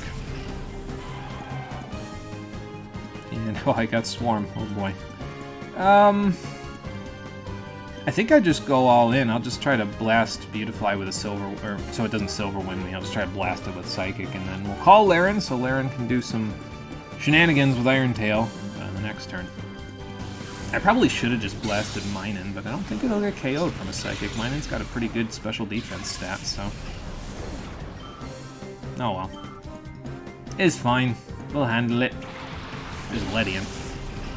See, I could probably have Laren Iron Tail that. If this isn't on Laren. Okay, well. I actually expected it to be on Laren, but hey, if the AI wants to be a little dumb, then that's okay with me. Yeah, a kid, that's like the most dangerous thing for any evil team. Does that Cypher Buffoon not know basic Pokemon history? Evidently not. Because otherwise, this would be... they'd be having a bit of a problem here. Oh, your Ledian knows Attract. Well, that's fun. I can't Yellow Flute that. What the hell? No, it still works, so this is good. Not going to KO now because of the -2, but still. It'll be okay. So I think I KO the Ledian because it knows Attract, so I don't want that to be a problem. And then I guess we just Headbutt the Minun and hope that works. I guess I could Mud Slap it, but I mean, Headbutt will do more damage. So. Trying out our new Thunderbolt TM, and that should work very nicely. Shockwave was working okay, but Thunderbolt is just basically a flat upgrade, so it'll do pretty good for us. Oh, so both of them know Attract. Alright, well, I don't know if we'll have much of a problem with that as long as, yeah, Laren gets this Headbutt off, which she will because we got rid of her Attractor.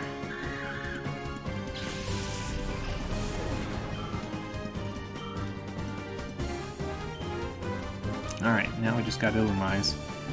And, I mean, I got -2 attack, but I guess I just Iron Tail because this Psychic will do a chunk, and then Iron Tail should do the rest of the chunk.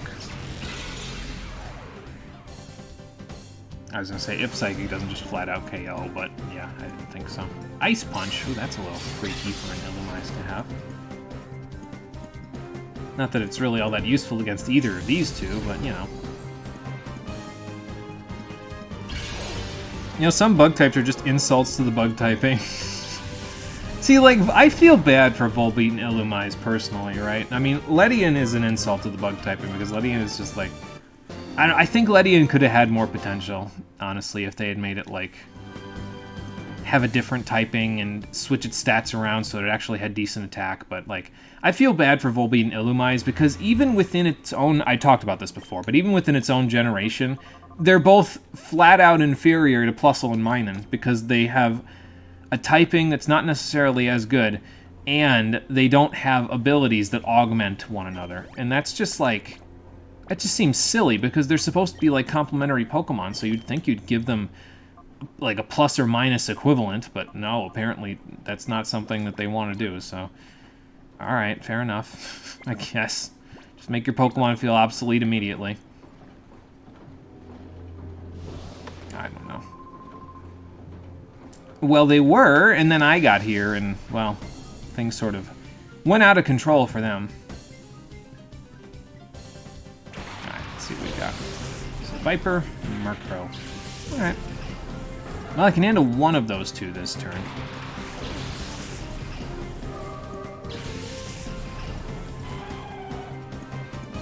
And we got Insomnia. I don't think that's going to come in too handy for us, but, I mean, it's there, so it can't hurt.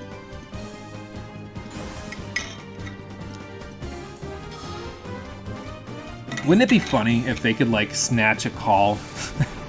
Like, what if Snatch went off before I called there? That would be silly.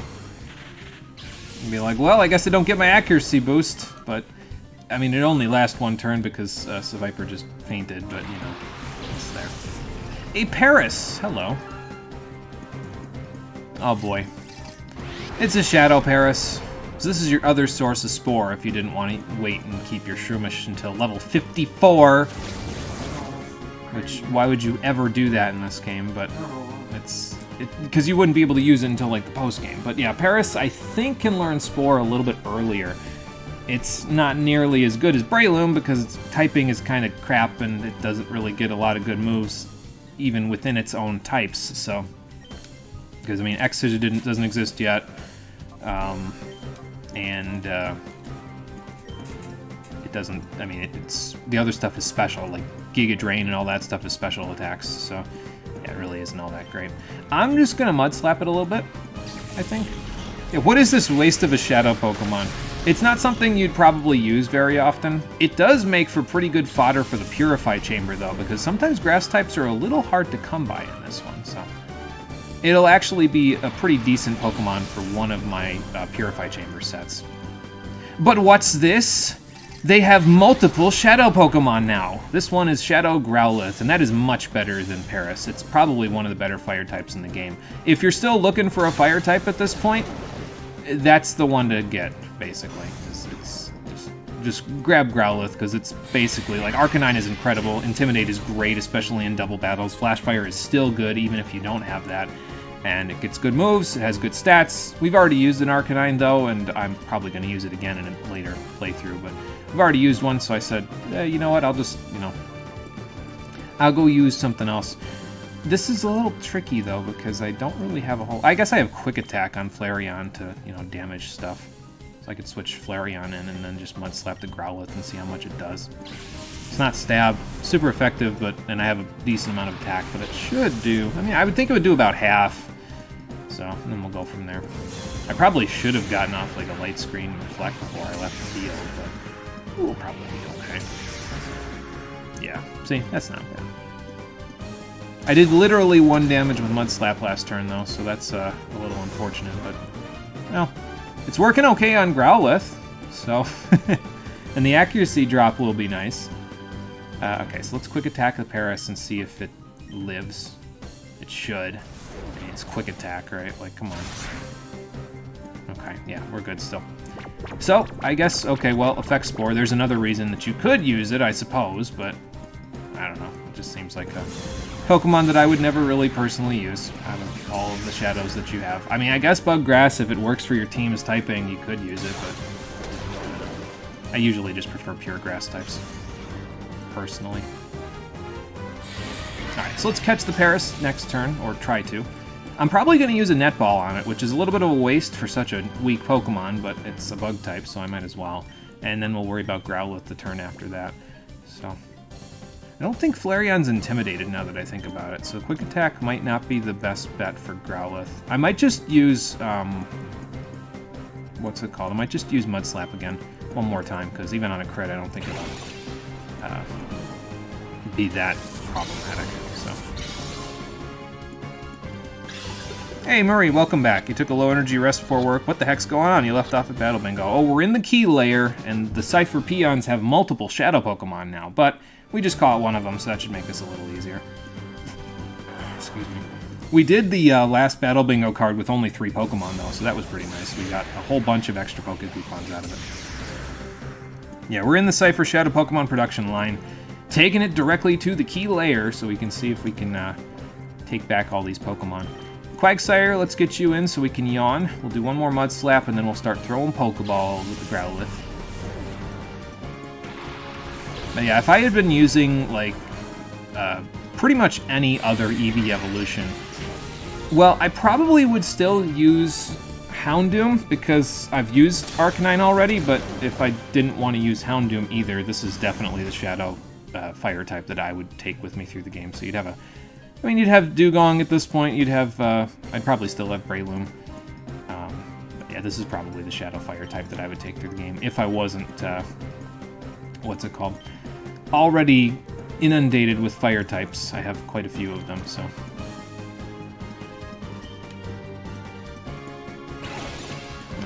Let's just try a Pokeball first, because I bought one extra one, so... Might not work this time around. There are adjusted catch rates that make these a little less effective later on in the game, but... Hey, it might work, you never know. Yeah, there you go. We'll use them up while we're here. Most of them, anyway. I want to keep a few of them for the last dungeon. This is the second to last dungeon in the game, so... I want to keep a few of them for the last dungeon, just for the hell of it. And there go Paris and Growlithe. We'll go back and set up a bunch of stuff in the Purified Chamber once I catch all the things I want to specifically use for the other Purified Chamber sets, which I should probably get my notes up for, now I think about it. Let's go do that over here on the old computer. There's my notes. So Paris was one of them. And actually now I could complete set 8 with Paris. Let me come back to the mic so you can hear me. Paris was one of them, and I can actually complete set 8 and get perfect tempo now with Paris. Growlithe was another one of them. We need another grass type and a water type, and once we have those, I'm going to probably leave the key layer if we can't find a PC to set them all in the Purified Chamber. I'll go get them all set to be purified, and then once they're done, we'll have 9 fully tempoed sets. So that's how that works. Let's see. We're at the real meat of this game's Shadow Pokemon plot. There are so many left, they started giving peons too. What's that going to mean for the admins? Oh, don't remind me. That means the admins will start having 2+ as well, and that's just unfortunate. So, considering all those Pokemon are lost in action, they probably got in trouble with their plus. Probably. I wouldn't be shocked. Alright, let's go up here. Well, here's the healing machine I was talking about. So this will kind of be our little base of operations for a little bit while we go around to the other spots in the area. Check the rest of the place out. We'll go left at that junction over there. I don't think there are any Shadow Pokemon at the left junction there, though. They only really put them on paths that are required to proceed, and generally here you want to trend upward because that's where the boss of the area is, so I don't think you have to go this way until even, like, the end of the dungeon. Like, you could come back when you're done here, so... You'll probably also see me be saving a little more often now, and for the next couple of dungeons, probably, like, after each Shadow Pokemon fight that we do. Just because it's easier than repeating stuff, so... I mean, we could just do it the normal way and capture them from Mirror B, but... why? If I can just save to prevent myself from having to have that problem, then why? Incidentally, though, we probably are going to have to be mindful of the Mirror Radar, because Mirror B's still got that nose pass that we gotta go catch, so we'll have to go figure that out later. And Mono, no one said you have to only catch Shadow Pokemon. You can take any Fire Pokemon from the enemy. I mean, yeah, with enough persuasion, I suppose that is true, isn't it? Oh boy. Just go back to Coliseum, take the Entei from Dakeem, and then use it instead, right? There you go. Alright, will Dustox die to this Psychic? Because if not, the Silverwind is gonna hurt. Helping Hand is no joke. Okay, there we go, good. Well, you're both almost there now, so that's good. Laren's got the Amulet Coin right now, so that means that every battle after this, as long as we have someone with the Amulet Coin, we should be getting Moolah, which will make our job a lot easier later. I'm gonna... No, I'm gonna Psychic the Plusle, because mine didn't quite die, but Plusle should, because it has less defenses. And I don't think Iron Tail will KO Azatu, but it'll probably come pretty close. So, I'm not getting charmed like I was in the previous battle, so... This peon must be like the counter peon to that other one who had like the Minun and the Illumise. So they probably are more offensively oriented, where the other one was more of a defensively oriented one with attract and charm and all that stuff. So.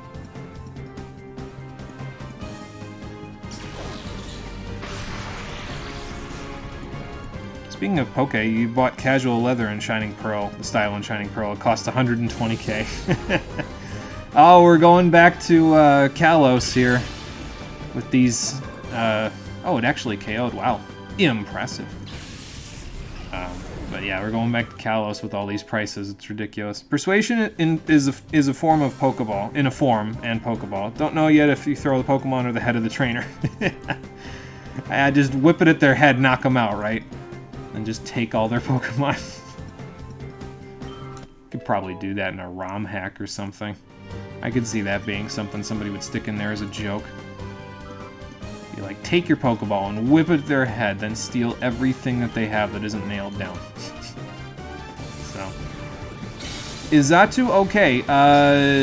Probably not now. Xatu kind of has a bad day whenever you prevent it from seeing the past and future by reducing its HP to 0, because it can see both at the same time. So if you prevent that from happening, well, not okay.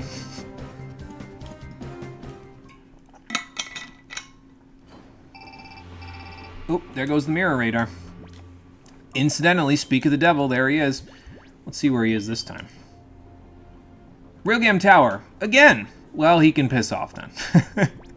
I am not going to Realgam Tower for you, Mirabee. You're going to have to go somewhere else if you want me to go there, at least for now. When we're done with the key layer, that'll be a different story. Until then, no. Not doing it. The styles in Brilliant Diamond and Shining Pearl are entire outfits with hairstyle changes, at least for female trainers, so 120k is a little more justified. Yeah, I mean, if it's giving you all of that stuff, then yeah, I could see it being a little more justified, so...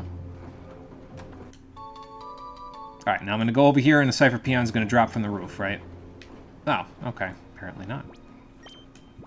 But we'll go to the basement first, and then we'll go up from there. Let's get Quagsire in here. Get him to 36. We'll keep Laren in because Laren's got the Amulet Coin, and then we can switch out as needed. But just to keep the Amulet Coin in play. So, I think this is where you get Thunderbolt down here, if I remember right. I'm not 100% sure about that, though. That's me, but I didn't cause that much of a ruckus yet. Talking about all the trainers that have been getting beaten up before this? I don't know. I mean, I haven't been beating them up myself, but I've been thinking about it. Oh, look, another Octillery. Can I KO that Clamperl this turn? I don't think so. It's got pretty good defense, so... I might want to switch Laren out, actually, because that would probably work a little bit better. I can probably KO Octillery with 2 Mud Shots, but let's yawn it. And then switch Laren out for probably Breloom. Breloom would work a little better. I mean, really, Gardevoir and Breloom would both work very well for this battle, but, you know.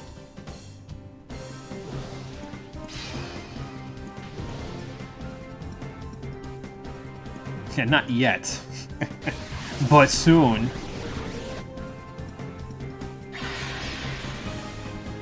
Yeah, I probably can't KO the Clamperl yet, but soon, perhaps, with the ones that were out. Iron Defense is a bit of a problem, but we'll figure that out. Alright, let's start Mud-Shotting the Octillery, and then Iron Defense ain't gonna mean jack diddly or shit if I use Mega Drain. And this should probably KO Clamperl. Its special defense isn't that high. Okay, we'll do it next turn. No biggie. Could have done it this turn, but you know. Or we could even switch and have Quagsire do one and Breloom, or Quagsire maybe Water Pulse Clamperl, and then Breloom can take care of the other one. You're going to use Constrict. This late in the game, that's your play. It's not even Bind. Like, what the hell? Come on now. Alright, so let's switch. And, I mean, Brick Break is going to do more. In Clamperl's case specifically, it would not have done more because it had Iron Defense up, but yeah. In this case, I know it'll do more because it's not 4 times effective, so. Yeah, fail. On Octillery's part, absolutely. Good lord. Who the hell uses Constrict in the second to last dungeon? Remember what I said about how this game is takes it a little bit easier on you than Coliseum does? In Coliseum, in the second to last dungeon, all they wanted to do was spam Thunder. So that was fun. Alright, Relicanth I might be able to... Well, I was thinking I might be able to KO it with Mega Drain, but I don't think so. And Lantern, I don't think Mudshot will KO it, so I guess we'll have a little bit to do this turn. That's okay, though. Nice. Not bad. It was thematically appropriate, at least. Yeah, I mean, I guess that's true, yeah. Thanks for the water absorb there, bro. I appreciate that. I loved all the abilities that completely negate damage from certain types. They're so useful. Uh-oh, I'm getting yawned at myself. Oh, boy. You personally want to spam Zap Cannon. I mean, that would probably work for you about 50% of the time, so... 50% of the time. It works every time. So... Alright, we got a speed drop there, so that's not too bad. And, switch! Take the other one. Get those HP back.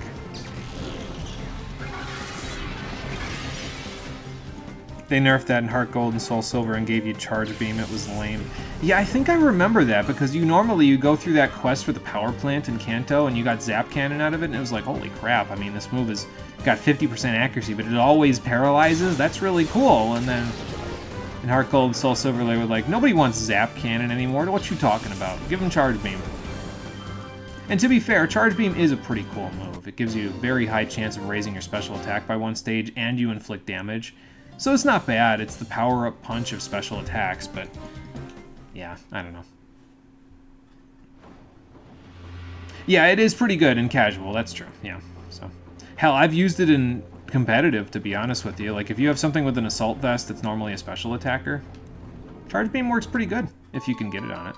Yeah, there's TM24 Thunderbolt, so if you didn't want to get it from the Poke Coupons at the at Mount Battle, there you go. That's your key to getting it.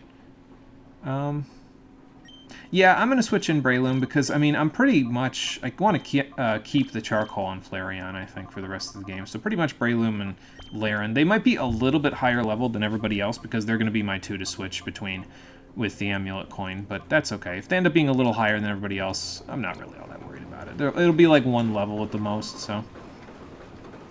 Well, yeah, you guys have been working around the clock here, so... Man. It's probably a good idea. Yeah, you probably are going to want to... I mean, who was it that said take a shower, Stinky? I forget. Was that in a Pokemon game? I'm pretty sure. It was like some guy was working because he had been, like, kidnapped by somebody, and then they were like, oh, you're Stinky. Take a shower, Stinky. It's like, man. This kid is brutal.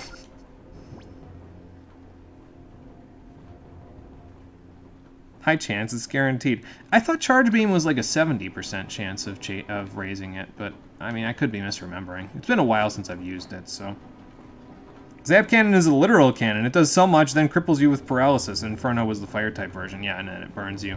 I don't know, I think thematically speaking, I think I like Zap Cannon from the Power Plant better, because, like, the Power Plant would be able to have a move that was so ridiculously overpowered, because it's a literal power plant, you know what I mean? They would, of course, they'd have the most powerful moves in terms of, like, the, you know, generation of electricity. They would be the authority on those powerful moves, so. Let's grab this full restore, then go back downstairs and upstairs, and magically, like, well, literal magic, the Pokefood box resets. And we can push it over here and go wherever this takes us. I don't remember. We're going to find out right now. Over to another elixir. That's cool. Those are not in the Too Good to Use club in this game because you get a whole bunch of them, so yeah. Unfortunately, pushing this way means that we won't quite be able to get through here because if we do that, well, yeah, I'm sure you can see the problem here. So we'll have to go down all the way back around, but that's okay. That'll get us back to our healing point at least. It's high AF, but you can miss the stat boost on Charge Beam. You've never seen that. Yeah, I think it's just really high, but it's not quite guaranteed. So it can happen, but it happens so infrequently, if you have decent luck, that it's not really something that most people have seen all that often, you know. So yeah, I forget the exact chance. So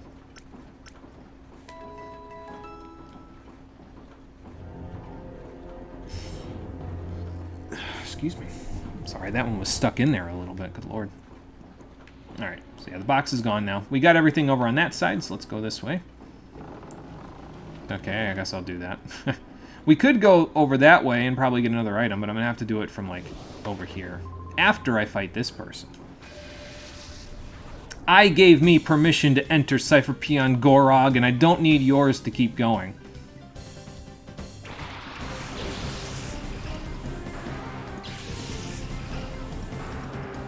Alright, so let's see what he's got. Shelder and Rhyhorn. We got Quagsire and Breloom. Well, I know Quagsire can definitely handle the Rhyhorn. So can Breloom. Breloom can also handle the Shelder, but I have to be careful with the Shelder because it's a Shadow Shelder.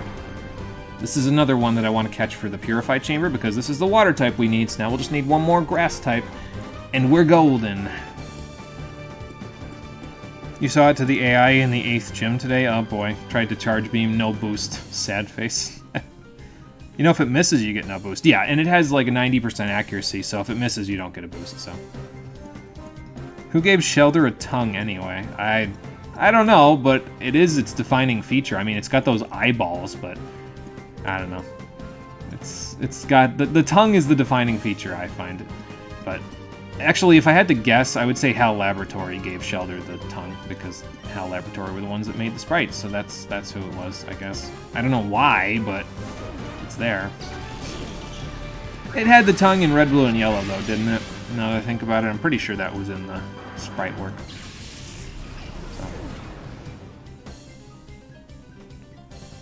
For that one episode, so we can taste the Slowpoke before they join together for all eternity. Oh yeah, they do that, don't they? Yeah, because that weird-looking spiral helix shell on a Slowbro's tail is actually a Shelder. I forget that that's what happens. It just looks so different from a Shelder, you know what I mean? So. Okay, what the fuck? You think that's lewd lifeblood? You should see those two trainers that double battle in Heart Gold, Soul Silver, where it's a young couple and one of them has a Cloyster, the female, and the other one, the male, has an Onyx. I got that joke. It was funny. But Gen 1 was weird. I mean, yeah, that's true. So. Alright, I think we start false swiping now with Shelder. So. It's got good defense, though, so this false swipe probably won't do a ton.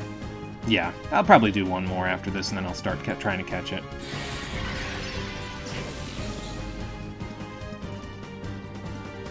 You could probably... Did we get a Water Stone already? I'm pretty sure we did, so you could probably evolve this here Shelder right away if you wanted to.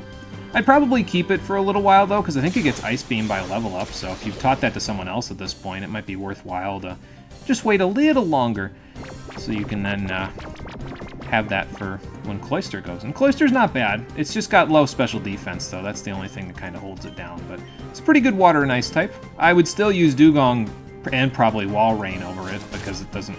It's got the same problem as Walrein in that it doesn't get a good water move.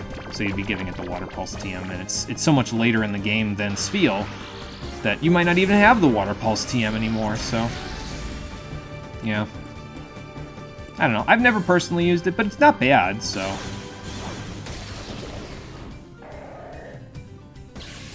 I know. Funny sex joke. That is the oldest one ever. Yeah, but I never expected it to be in a Pokemon game, to be honest with you. Like, how did that pass through the sensors, to be honest? That's the question I've got. So, because that's just, I don't know, it just seems crazy to me that the sensors wouldn't put two and two together and be like, okay, young couple. One Pokemon that's 28 feet long and it's a rock snake. The other Pokemon that, well, it's a literal cloaca. Okay, what the fuck? Yeah, that's my question. How did that get through the sensors? So... Sensors? Look at 90s American cartoons. Did you see what we got away with? Oh, yeah. Yeah, I mean, absolutely. 90s American cartoons were lewd all the time. So we did. We got away with a lot back then. And it's funny going back as an adult and watching it and just seeing all the stuff that you never would have guessed as a kid and being like, okay, wait a minute. This person's got a lot of type coverage on their Pokemon. Interesting. I mean, the Swalot had Shockwave, just like the one in Purify. The Golbat had Steel Wing. Interesting. Oh, good. I got a Freeze Axe. Mine now. I guess just water pulse it. Doesn't matter. It's probably... Knowing my luck, it's going to thaw out, like, right now, but... Let's get rid of Sharpedo while we're at it, so... We'll get Rough Skin hit, but that's okay. Yeah, just go back and listen to some of Rolf's insults in Ed, Ed, and Eddie. Yep. Yeah, that was a good example. Yeah, his insults are, they can get a little bit out there. Just a little bit. Why? Because it's a kid's game. Child me would never guess that anyway, only when you're old enough that you would notice that. Yeah, I guess that's true. I don't know. I think kids are pretty clever, though, so I'd like to give them credit, maybe for stuff that they probably shouldn't be given credit for. So...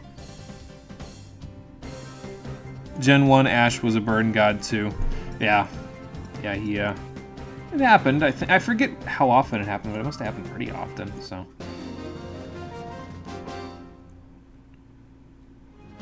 Alright, well, we caught that, Shelder. Again, net balls are really useful. Use them on all the bug and water types from here on out, because they're there, and you might as well use them, so. They'll probably save you quite a few Pokeballs. There's another PowerPoint up. We'll save those for a little later.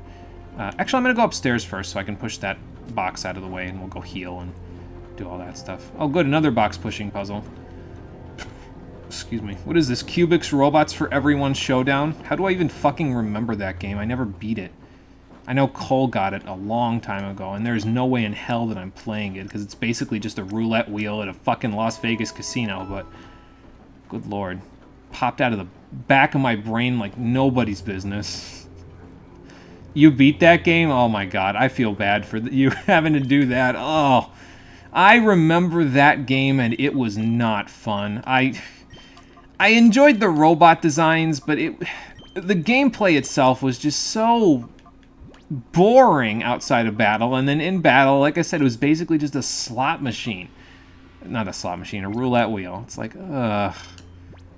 I don't know. Never personally liked it all that much. Cubics was cool, the rest not so much. And I think Cubics wasn't all that useful after a certain point in the game. Like, he got a little iffy in terms of his viability once you got to about halfway into the game. You had to start using other stuff. Or maybe he got an upgrade by that point. I don't know. I don't know how far I ever got in the game, but I don't think it was halfway. So. I mean, I've gotten lost in thoughts all alone before. That was a bad experience. I'm done throwing shade at Fates again. It happens too much around here. I need to stop it. I need to hold myself from that.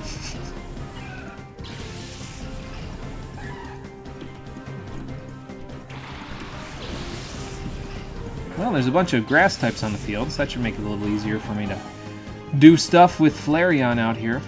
Levels are getting up there a little bit, but that's okay. In an episode of X and Y from the anime, they said the water type is the second most common type. You think it is? What game? You missed it. It was Cubics Robots for Everyone Showdown. I don't even know if it released in Europe, to be honest. It was from some kids show that was on American television, so it might not even have released in Europe. It might not be. It might not be something that rings a bell, but that's what it is. Yeah, stop right now, criminal scum. I'm stopping. I'm not talking about Fates anymore. We're done. Flamethrower is a special attack, so Intimidate ain't gonna do jack or shit for that, so... Sorry, Masquerade, not really helpful here. Would be if I used Flareon's actual highest attack stat as its only attacking moves, but... I've incorporated some mixture there. Hell, it would practically be a special attacker if it was in Gen 4 and above, so... Because... Flamethrower is special, and Shadow Ball becomes special in Gen 4, so... And that's like 2 dead Hoppips, so that's good. Am I watching the Excelblum videos that you're sending me? Yeah, I am, so it's in my brain, and that's probably why my brain sometimes goes back to it, is because it's in my brain, you know, so... I'm watching his stream. You swear he's gonna lose his mind before clearing that Conquest Iron Man. It looks like it's so much work to do all the stuff that he's doing. Like, it's just so excessive, but then again, I don't know. With Fates, I did pretty okay. This is the last thing I'm gonna say about Fates, and then I'm done. With Fates, for me, it was pretty much just like, with Conquest specifically, it was just like, okay, so I liked it up to Chapter 10, and then I beat the rest of the game with just the MC attached at the hip to one of their retainers. So, I don't know, any amount of work that actually involves, like, doing more than just that in Fates, to me, like, looks like a lot, I guess. But it's probably just based on my experience, so.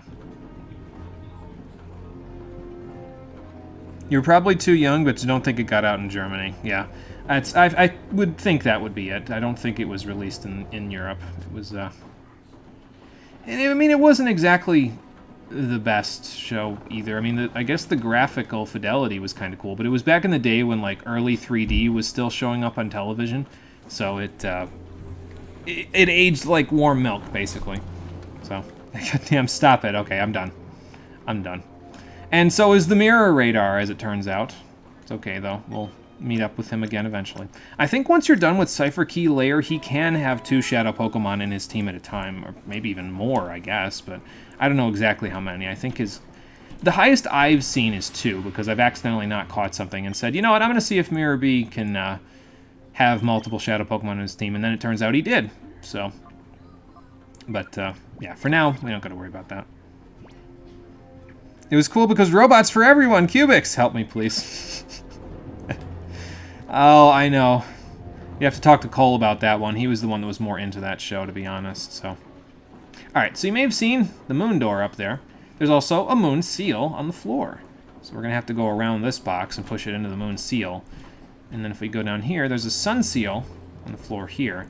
Unfortunately, our weight is not enough to support it. We have to actually push it onto the seal in order to get it to do something. So let's do this. It's not really a hard puzzle. It's just kind of something to give you something to do with your brain in between battles, I guess, rather than just running from place to place. So there we go. That'll open that up. And don't forget this. A Max Revive. Nice. That's a good item to have around in case of emergency. Full restores aren't too bad either, so I'll probably stick those like up here, I think. As long as I keep the PowerPoint up on the screen somewhere here, it's okay, because that way I can see when I have 3 of them, so I know we're good in that department. And if I do this, yep, there you go. We got them. 1, 2, 3, 4, 5, 6, 7, 8, 9, 10, 11, 12, 13, 14, 15. So 13 items total that I'll be keeping in here. Okay, I'm just going to keep that in mind, because I think your item limit is 20 in this one, and then you got to start sticking stuff in the box. So we shouldn't ever have 20 items total, though, unless we've been finding like a whole bunch of different stuff, but, you know. Excuse me. You guys know Jet Set Radio? Jet Set Radio is your jam, even though you were bad. I'm aware of some of the things in Jet Set Radio, but I've never played it. I've been told that it's really good, though, so maybe one day I'll remedy that, but I'm aware of some of it, so I understand the concept of love. Yeah, that's one of the... It's from one of the songs, if I remember correctly, so... I forget, though. You flashed back to Generator Rex last night. You forgot how much you like Ben 10 from Ultimate Alien and Generator Rex. You love both of them are dorks. Generator Rex is not familiar to me, but definitely Ben 10 is familiar to me. I watched that with Cole. At least the first season of it. I don't think I watched it after the first season when they got older, but the first season, I think we both enjoyed the show quite a bit, so it was pretty good. So let's push this onto the sun seal. And then we just got to go around and get to the door there. And I think when we go through the door, we're going to be met with another Cypher Peon. Oh yeah, there he is. Cool. Well, thank you. I'd like to believe I'm okay at this. He might be one of the last Cypher Peons we need to fight, though, in order to get the Shadow Pokemon that we need. I'm looking for just the grass type that we need at this point, but it might be a couple of battles before we find it, so... Anyway, there's a Beedrill and a Furret, so we'll have to do something about that, I guess. Ah, there's a Shadow Beedrill. Okay. That will not be able to replace the grass type that I need, unfortunately, but it's not... excuse me. I guess it's not bad. I don't know, Beedrill by itself this late in the game is kind of iffy, but there aren't a whole ton of Pokemon that are incredibly good by comparison. Like, a lot of the Pokemon that you'll get in this game are okay or good. There's very few that are fantastic or great, and that's kind of how they balance the Pokedex in this one, so... I mean, your Eevee is usually in the upper echelon. Pretty much any Eevee that you get is great, except Umbreon, I would say, is a little bit more in the good category because it's less offensive. But, yeah, I mean, it's just a matter of preference, I suppose. Alright, so Flamethrower the Furret. Let's slap the Beedrill so I can get its accuracy lowered. And then we'll go from there. What's stopping you from just going up the stairs? Yeah, run! Just jump up the stairs. Like, hey, wait a minute! Chase me down. It'd be funny. Unfortunately, your character doesn't do that, but... Man, everybody's taunting me with Togetix here. What the hell? Well, I guess I'm not going to be yawning this Beedrill, because it's got a shadow hold on me. It's alright, though. Beedrill in the game, weak. Beedrill in the anime, strong. Yeah, absolutely. Beedrill in the anime was spooky, dude. Thing invited its family in, and Ash and company were just like, oh my god. Had to run away for days. Oh, okay, so that's why you've got Togetix. So you can use Follow Me and make my job a little more annoying. Fair enough. If it works, it works. Because I'm definitely not gonna, yeah, KO you with this Mud Slap, so. Because it's not effective at all. It does nothing. That had no effect. Can I KO Togetic with a quick attack? I mean, I guess I don't have to. Flareon's faster than everything else in the field, so we'll just do the same thing we did last turn and hope it works.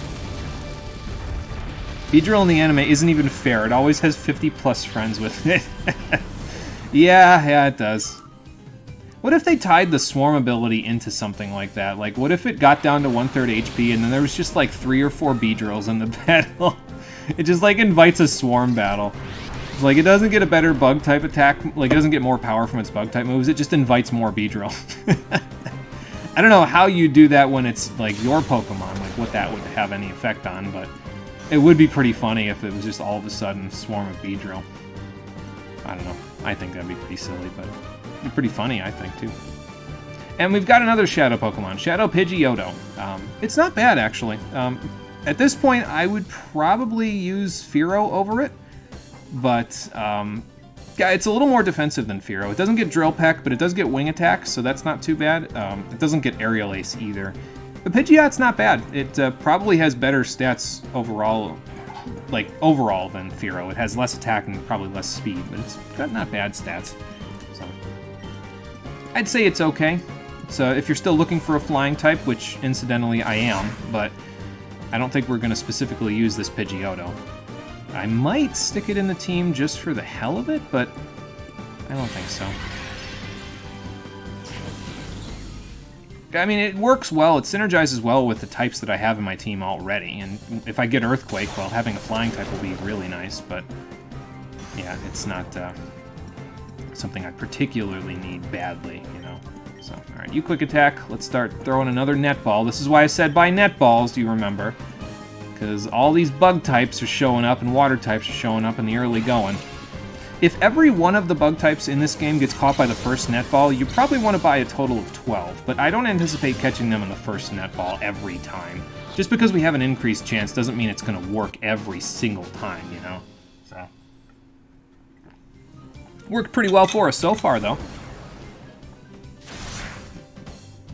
Lusardin. Which one is Lusardin? Lusardins. I didn't, I think that's...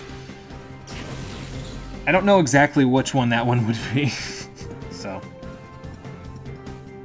To be fair, they evolve fast enough to be in large numbers. Yeah, I mean, that's true. Yeah, because they evolve at like level 10, so it's pretty easy to see, easy to say. I think I'm just going to toss a Great Ball at this point. I mean, probably won't catch, but it might. You never know. And then we'll try to switch in Quagsire so I can get a Yawn off if need be. But, I mean... It's a Pidgeotto, so I might need like a couple of Great Balls and that'll be about it. You were reeling last night. Gardevoir has Psychic on Evolution, normally in Gen 3, because Curlia learns it at 30. Now it learns it at 42, so you were sad. Oh my god, they put it that much later?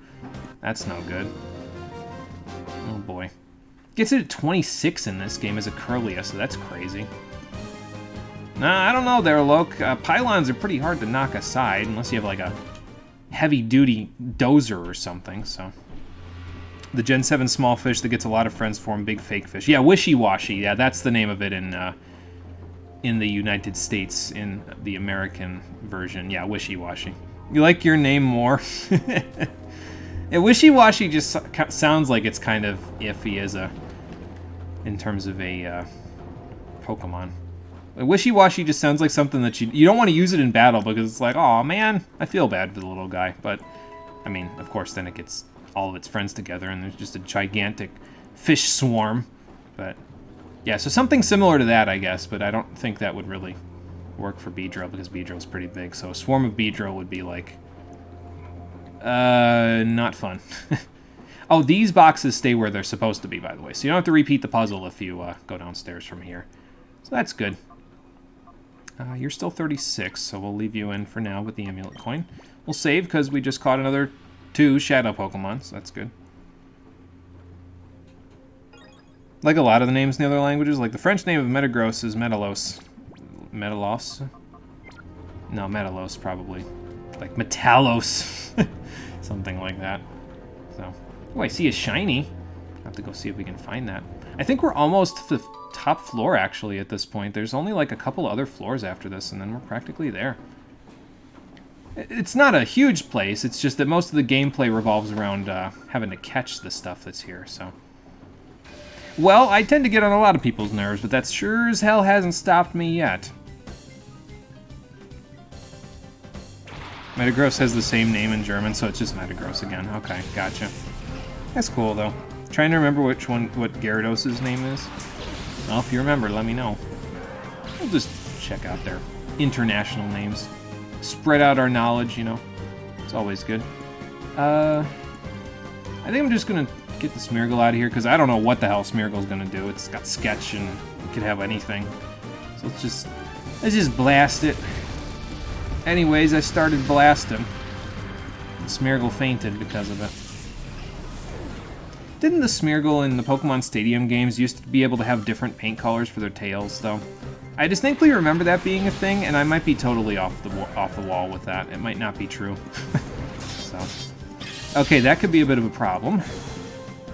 Not that that's going to matter too much if it has, like, you know, unless it uses anything. Like, if it uses Slash, I guess it will be a bit of a problem, but yeah, we should be okay. I think I'll switch in Quagsire for Donphan, though, because I'm a little sketched out by it rolling out on me, and that wouldn't be good. Iron Tail the Absol, though, because I can. Tyranitar in German is Despotar, which you personally really like. Yeah, I like Despotar. I remember that one. Yeah, that's a cool one. I like it. And it's kind of similar, right? Because it's a tyrant or a despot, so a little bit different in terms of the actual definition of them, but they're used kind of similarly when people talk about, you know, rulers that they don't like, basically. So, and Flareon's level 37, so it was a good time to switch anyway. 0 defense, good lord. At least I have 100 special defense at this point. Jesus.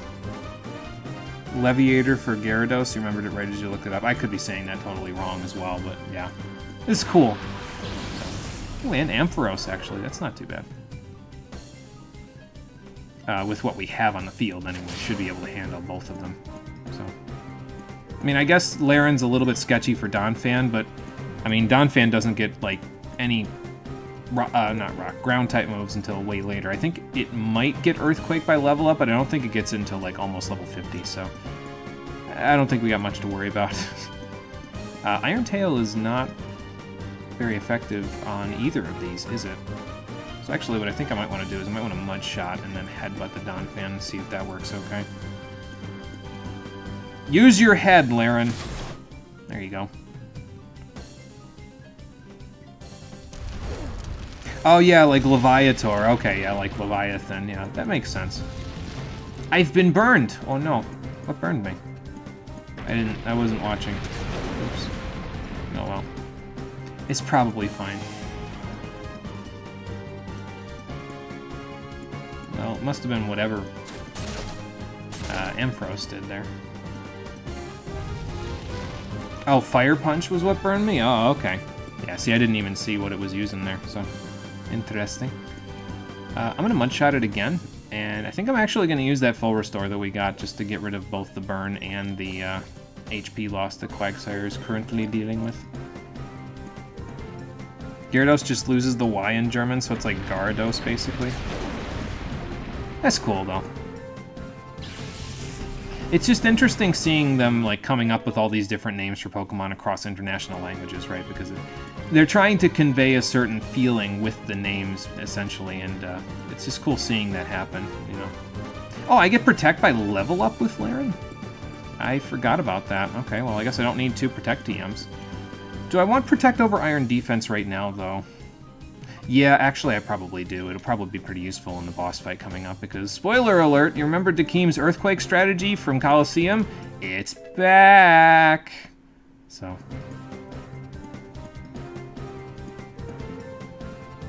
You got fisted by a burning hand. Obviously, you can get burned. Yeah, I mean, that's true, yeah. Yes, I do, so I didn't need to... I guess I wasted 3 grand, but that's okay. I can get 1,500 of it back. There's a Tentacruel. Showing up all over the place today. That's cool. Donphan, I admire the effort, but I don't think you're gonna get anywhere with that, so... Just saying, bro.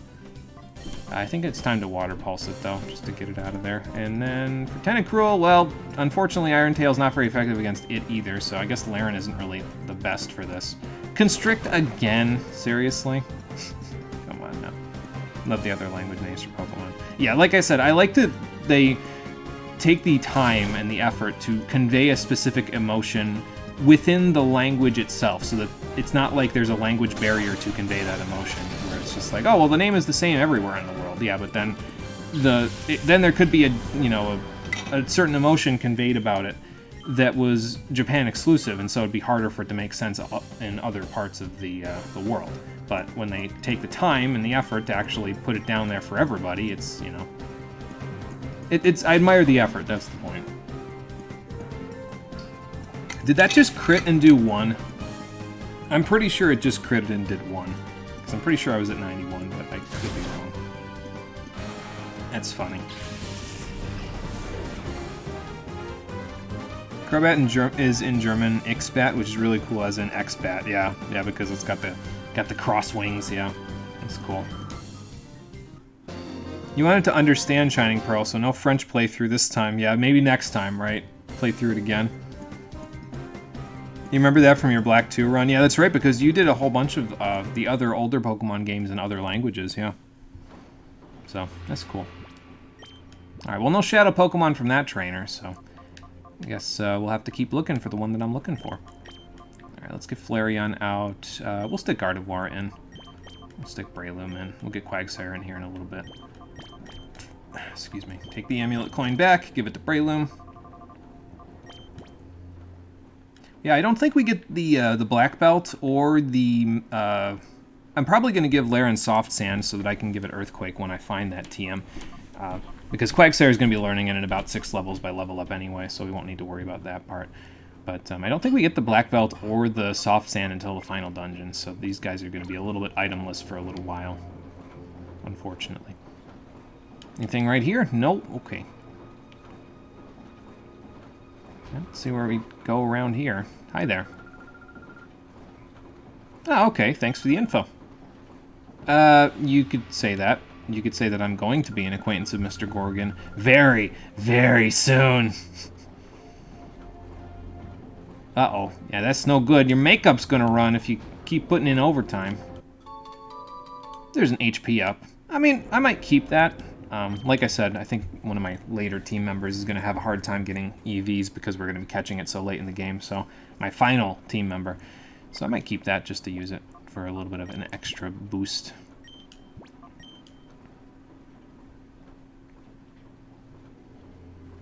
You know why you grew to hate White Tree Hollow? Because on top of translating the messages you were getting, you would translate something that's literally worthless. Like, man, you're good. You could go all the way. You're like, where the fuck is the gate trainer, you mongrel? Tell me where he is. Just like shaking the guy. Salamence is called Brutal Onda. Is that like, no, I don't think it'd be an Anaconda reference then because it's not a snake, but it's cool though, still. I mean, the brutal part, yeah, that makes perfect sense. So. You ever think how much sillier Salamence might have been if they had kept the gon suffix in English with it and made it like Bagon, Shelgon, Flygon? and then just given Salamence the name to Flygon itself. Like, oh, I got Levitate. That's not bad. I think about that a lot for some reason. I don't know why, but it's just like Flygon could have been Salamence at one point, and Salamence could have been Flygon, and I don't know if Flygon needs a larger fan base. I think a lot of people like Flygon, but with a name as badass as Salamence, that would have been pretty cool on top of everything else. So, to be fair, how would you name an antlion? I mean, yeah, that's true. You'd have to kind of incorporate the ant or the lion part in there somehow in some way, but a little bit tough to name. Yeah, I don't know, it's just because if you look at the names in sequence, right, so you got Trapinch, Vibrava, Salamence, they all look like they would fit in terms of like the because the names to me all the names look pretty fancy, all things considered, if you put them back to back to back like that. So, hey, look, we're gonna get to use Body Slam. But it's just like, you got Trapinch, Vibrava, and then all of a sudden, Flygon. And then you go later in the Pokedex, and it's like Bagon, Shelgon, Salamence, and it's like, something's missing here. I don't know. Maybe that's just me, but, you know. Antlions are cool AF. They're just underrepresented. This post was made by the Antlion Appreciation Gang. Yeah, keep dialing, everybody. There you go. Nice. Got a Body Slam off. Perfect. Coming in handy, and Breloom's coming in hot with that Body Slam. Mightyena. Well, it's not really a big deal. I can just break it and T-Bolt it, and the T-Bolt might KO. Mightyena's special defense isn't that great, and I have a level advantage. Yep, goodbye. Knacklion in German, apparently. That's pretty cool, actually. Yeah, Knacklion. Rolls right off the tongue. That's not cynicism. It actually does roll right off the tongue, and it's got that the hard K's in it to give you kind of like that hardcore feeling to it. Where's the next trainer with a shadow Pokemon? We haven't seen one in a little bit. Probably coming up in a second, right? I would imagine. Well, we'll see. Oh, there we go. How do I get in that room with the scientist then? Did I just miss the door? I must have. Well, we might be going back in just a minute, so. Garchomp is called Knackrack? Oh boy. I don't know, I don't get the kind of intimidating feeling from Knackrack that I think Garchomp needs. It's not a bad name, don't get me wrong, it's just, I don't know if it's as... I look at Garchomp and it's this really hardcore shark dragon, you know what I mean? So, I feel like it needs a different feeling in order for it to, like, catch your attention a little more, I guess. I don't know. Quagsire, you look pretty good for this, well, except for Jump Bluff, but I think we'll be okay. I think.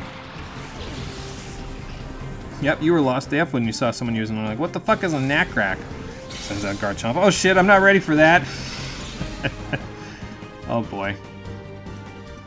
We might not be okay for that. This might be goodbye, Quagsire. Well, I mean, it's a Jump Bluff, so yeah, I was gonna say. Maybe it won't be goodbye because Jump Bluff is kind of ace, so. I could put up a light screen and probably be good, and then we can just double team the Jump Bluff next turn. I think I'll do that actually, because I want to get rid of the Ninetales. Quick attack. Okay. Just you trying to find some cool or funny German translations. Ask and you will try to answer. What's one that I could think of where you could look at the German translation? Put me on the spot here. How about we go with the one that I was talking about last time? What's Cacturn's German name look like? There's a good possible thought. That was part of the reason why those multilingual playthroughs were so fun, because everything was a surprise. Yeah, so it was almost like playing the game through for the first time again. That's cool. Okay, Azumarill is fine. We can handle that.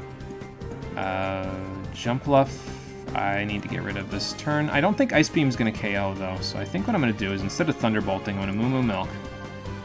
And then we will be able to survive a couple more Giga Drains, then we can take it down. This turn with Ice Beam? No, probably not. Quagsire's, what's it called, is not that great. Special attack. So. I've been seeded! At least I didn't seed Gardevoir this time.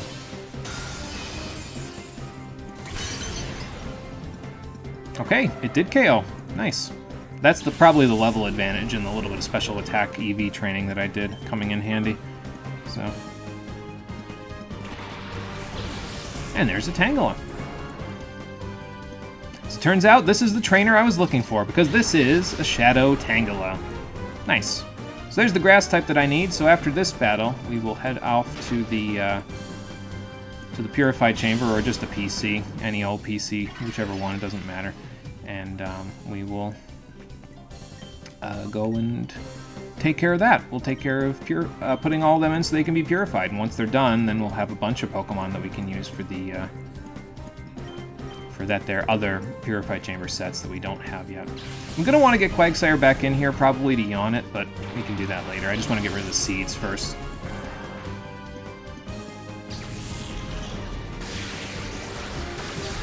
Noctuska, that's pretty cool.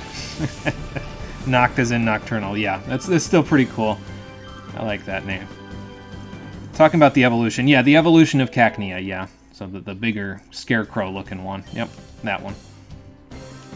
That's pretty cool. I like it. And there's a Butterfree. I'm thinking about using this Butterfree as a Shadow Pokemon, like keeping it as our temporary 6th member. It has a flying typing, which is actually pretty synergistic with our team right now. Especially once we get Earthquake, having that flying typing will be nice. It's a Shadow Pokemon, which means it'll be able to kind of resist some of the attacks that we'll be taking later on. And, what was the other reason? Actually, that was the main two, really, was that it's a flying type, so that helps it resist any ground-type moves that we'll be doing in the future. And it's a Shadow Pokemon, so it can kind of literally do bug bites with the other Shadow Pokemon that we come across, so, yeah, might not be too bad. I think... Will Shadow Ball KO the Butterfree? It won't KO Tangela, right? Like, Tangela's got too much defense for that. Let's do this. I'm going to get a Reflect up so that any blitzes or rushes or whatever the hell aren't going to do as much. We'll get a Light Screen up after this, too. But we have our 2 tanks out on the field right now because of their singular typing, so that's not bad. Yeah, I didn't think it was going to do that much, so... Okay, Shadow Mist. It's not Shadow Shed, so that's the important part. Be honest, you need a Butterfree and Shining Pearl. They want to mandate the experience share? Fine, I'll break your game sideways. I'll farm for lucky eggs. There you go. Scratch the C and make it a K. You're writing in English for too long. No, that's okay. So it's N-O-K, Noctuska. Still, that's still pretty cool, I think. And Yanma isn't in the Great Marsh until you get the National Dex on cheese. Come on now. Yeah, Mega's so cool. Why wouldn't you let me use it? Did I get Shadow held? I think I did. Which means I can't switch right now, right? Yeah. Okay. So what do I have Gardevoir do then? Right now? I guess just top us off for now? Let's use some fresh water. Just to keep us topped off for a little bit. And then... So that did that much. If this crits, it might be a little hairy, but we'll see. Okay, that's fine. So now we'll try catching the Tangela with Gardevoir's turn, or we'll get another Light Screen up because it might go away. I didn't see if it went away already, but if it did, we'll fix that in the next turn. And then we'll go from there. I think Shadow Rave is a new move. I don't think we've seen it just yet, but it's there. There goes the Light Screen, so that's fine. We'll take care of that this turn, and we'll toss a ball at Tangela, and then we'll work on Butterfree. But yeah, this is where a lot of the time that you spend in this dungeon and the next dungeon comes from, is from having to catch multiple Shadow Pokemon at once. So, yeah. That's where this really... Your playtime ends up mostly being in battle because you're trying to catch these things and walk on eggshells while trying to catch it. So the areas themselves aren't incredibly long. It's just the process of catching all these Shadow Pokemon that takes a little bit. So... It's the Diamond Pearl Sinnoh deck, so all the extra evolutions aren't even in the game, so they aren't in the decks. Yeah, that's no good.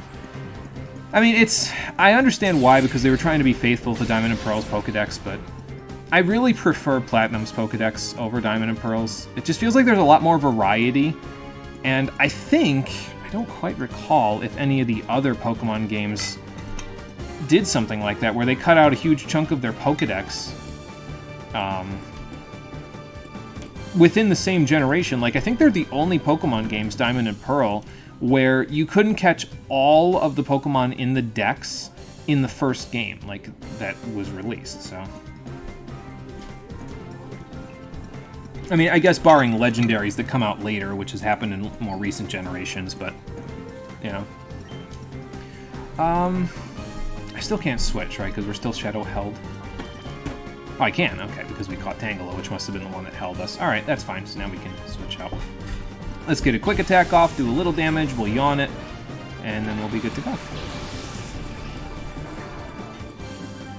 Any other translation requests? Let's see. Well, let's do one that's on the screen. How about Flareon? What's that one? We'll do that one while we're thinking about it. I'll do, like, maybe I'll do 3 requests. That was my second one. We'll do Flareon, and then we'll do another one after that, and that'll be it. So, for me, anyway. You have a Frostlass and you didn't get Dex data? Oh, that's a little... Well, no, I guess that makes sense because Frostlass wasn't in the original Diamond and Pearl Dex, was it? So, I guess that makes a little sense. Did Quick Attack really do that much? Holy crap. Uh-oh. Okay, well, we're not using Butterfree right now. There's that crit that I was talking about. Oh, well. We'll let Mirror B handle that, so... Flamara.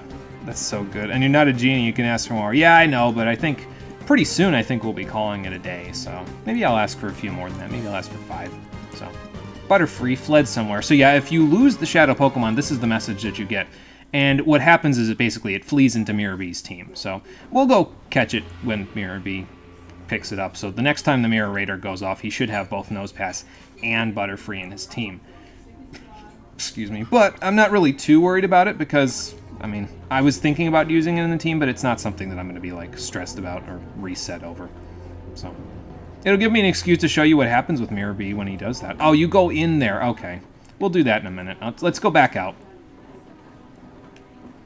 Let's go back out because I want to go put all these guys in the Purify Chamber, and it doesn't look like there's going to be a PC in here, so let's get them all ready and set. So that way we have 9 full sets to use when we finish up this place so we can purify the rest of the Pokemon we find pretty easily. You love how it flees with its Pokeball, seriously. Yeah, it's, that's something, I guess. I don't know how it managed that one. Just picked the ball up when it fainted and ran away, but okay, whatever. We can demonstrate that these guys will stay asleep even if we go. If Gonzap lets me out of here, I don't think he prevents you from going anywhere, but oh, there goes the Mirror Radar again. Well, let's see where he is this time. Railgam Tower. Again. Okay. Yeah, I don't know about that right now. I think we'll still wait on that one. So, oh, Gonzap and his crew must have gone somewhere. All right. They might be inside the key layer doing some shenanigans or whatever, or they might have just fucked off. I don't know, but... Well, those guys will stay asleep. That's the point, so... but Mirror B's here, so... Let's go back to the lab. Why the hell not?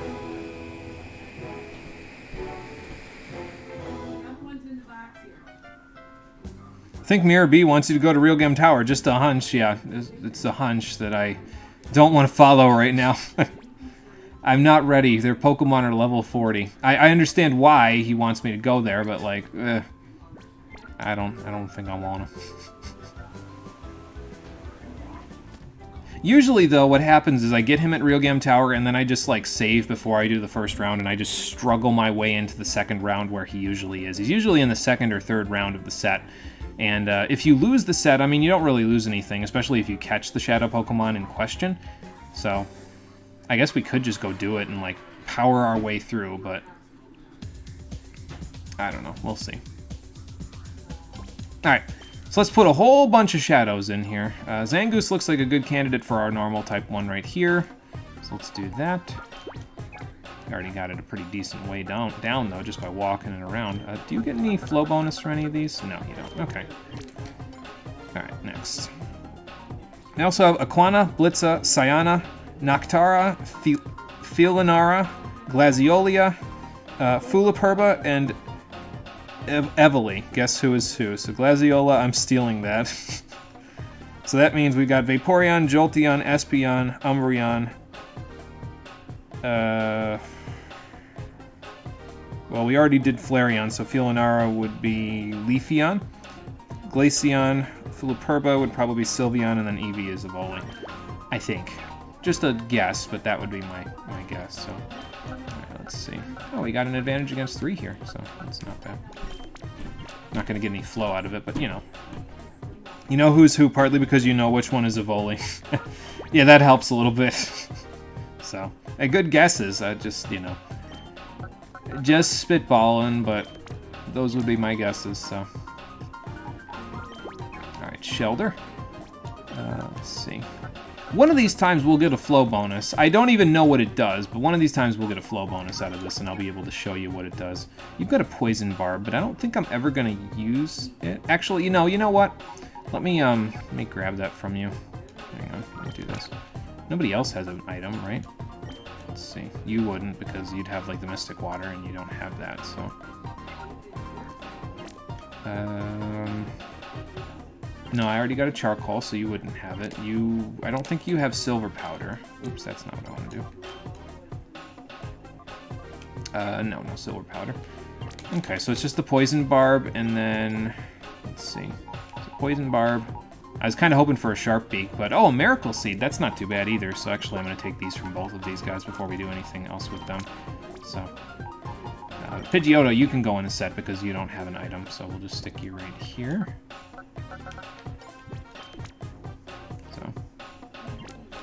And then, so we'll stick Beedrill and Tangela. And yeah, we've actually got 7 perfect tempo things and 7 Shadow Pokemon to stick in them, so that's not too bad. Did I already get a Sharp Beak? Yeah, I think you're right. I think we did already get the Sharp Beak now that I think back on it. It's probably just in my item storage. So, and I just forgot about it. Let me go find out, hang on. Item storage, withdraw items. Let's see. Yeah, there it is. Okay, yeah, we must have gotten it from, no, we got it from Spearow. That's where we got it from. Okay. That's my bad. I forgot. Yeah, reveal in the next episode. Oh, boy. Okay, so Beedrill, I'll take that from you. I don't think I'm using Beedrill in any of the sets, though, so it's probably just going to end up being in the Pokemon storage box. Alright, stick you there. We'll withdraw you, so you can go and give me that Miracle Seed. So, actually, since that's the case, I might actually have Breloom give the Amulet Coin over to Laren, and then give you the Miracle Seed so that you can have the little boost for your Mega Drain. Because Mega Drain at this point isn't exactly the best move, so it's it's not going to work too well. So maybe what we'll do then is we'll give Laren the Amulet Coin, and because she needs to evolve anyway in 5 levels, so maybe we'll let her have the Amulet Coin and kind of stick it out in most of these battles, at least to start with. And so then she'll get the most experience out of anybody, but that's okay.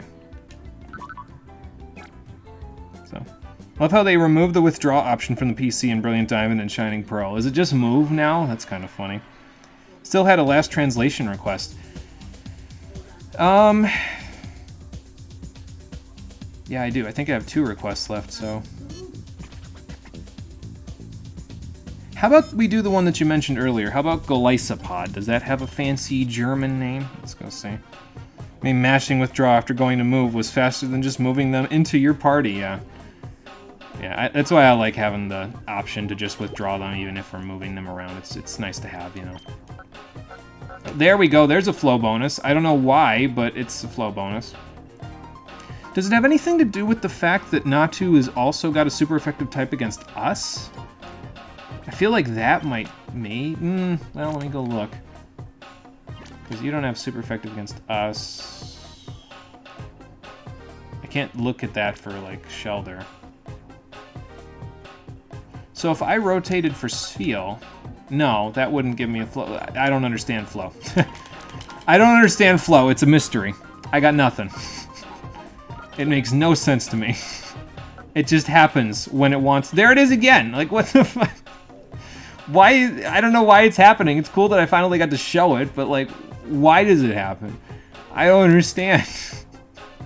So, but anyway, so for these sets for making the perfect tempo, basically, we're going to replace Grimer with Paris, because Paris has the bug type and grass type, so bug typing from Pineco, super effective against the grass typing is super effective against Shuckle's rock typing, so that'll make perfect tempo. And then once we're done here, we will be replacing Voltorb, Gulpin, and Duskull with Shelder, Growlithe, and Tangela in some order that I don't exactly remember, but it's on my notes. So, and that'll also give us perfect tempo. There you go. Yeah, don't worry about it. I'm not worried about it. I just don't understand it. That's all. So. Alright. So now. So we actually missed the Shadow Pokemon, which is, I mean, not great, but it's not really too big of a deal. Again, it lets me demonstrate that Mirror Bee can have multiples of them. So. We should probably stick that Poison Barb and HP up in the PC, and Silk Scarf now that I think about it. Let's stick that down here so I don't forget. The Rare Candy I'll just probably go sell, and then we can move along from there. What else do we want to do today before we finish up? Well, we should probably finish up the floor that I started but didn't finish in the key layer, and then we can go do a little more, and then we'll call it a day. So, the last couple of episodes have been a little bit longer than I normally want for these Pokemon XD episodes. Usually I don't want to go over about 2 hours and 45 minutes. That's about where I typically want to stick to. But, I don't know. It might happen, might not. You never know. Alright, so we got 2 HP ups, a protein, and a Carbos. Good. We're getting there with those. I'll probably be spending a decent chunk of money on vitamins in the late game, because you can spend up to 98,000 Pokédollars on vitamins before they're no longer worth it for a Pokemon that is fresh off the capture block. That metaphor did not go where it needed to go, so there you go.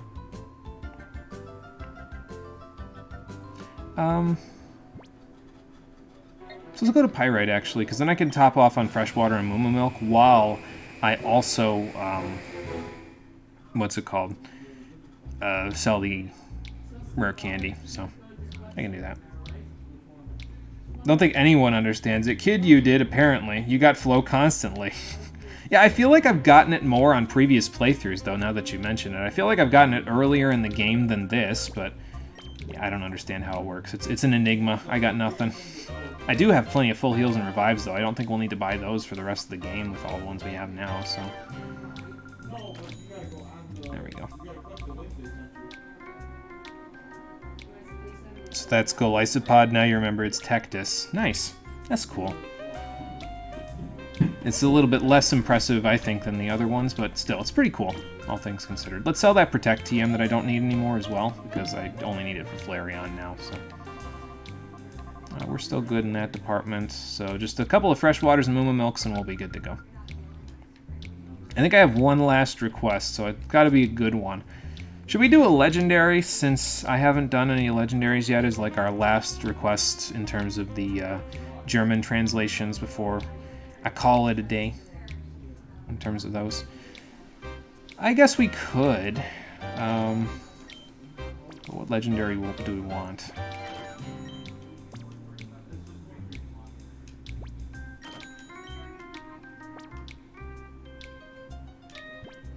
Never understood how you do the cologne massages. I know you can do that kind of thing, but I don't know. You mean like in terms of how you, like the process of massaging? What do you mean? Like, because I would assume you just rub in the cologne into the Pokemon's skin, but I don't know. Maybe that's just me. It's probably very effervescent. Maybe.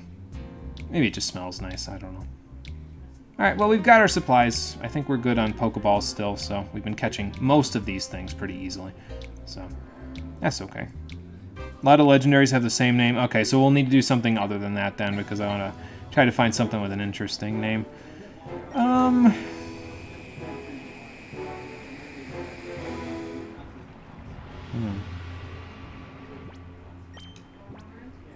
Let's go back home to Sinnoh. We'll do the last one that I'll request. We'll do Gastrodon.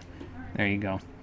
I remember because Frank was using one in his team in Shining Pearl when he was playing earlier today. He was streaming a little bit earlier, a few hours ago. I retweeted on Twitter. But he has a Gastrodon in his team, so... His team looks like it's pretty solid. It doesn't look like it has a lot of shared weaknesses, all things considered. He has 2 ground types in there, but it's not really... that's not really a big deal because, I mean, Gastrodon kind of negates out a good chunk of its normal ground type weaknesses. Like, it doesn't have a water or an ice weakness. It's just neutral. So, yeah. Gastrodon is cool, to be honest. Yeah, I like Gastrodon. It's probably one of my favorite water ground types.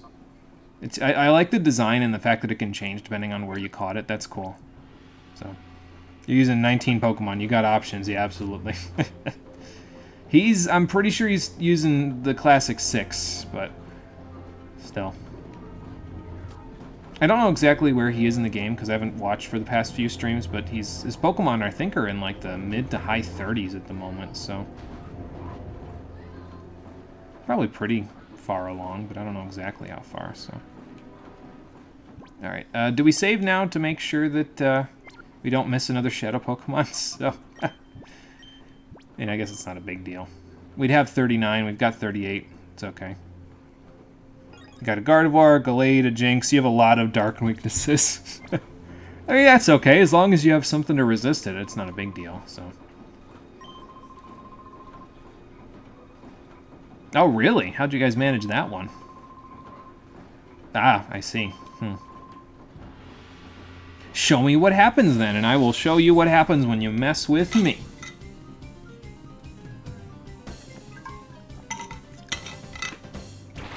Excuse me. But you have a Gallade and a Lopunny with Drain Punch. Yeah, so that'll help for your dark weakness then. Give you a little bit of a resistance. I guess if I'm going to say it with a French accent, I should go all the way, right? Resistance. There you go. Well, this is an easy Psychic, and let's just call. You got this, Laren. We'll get you evolved yet. Not this episode, maybe next time, but we'll get you evolved yet.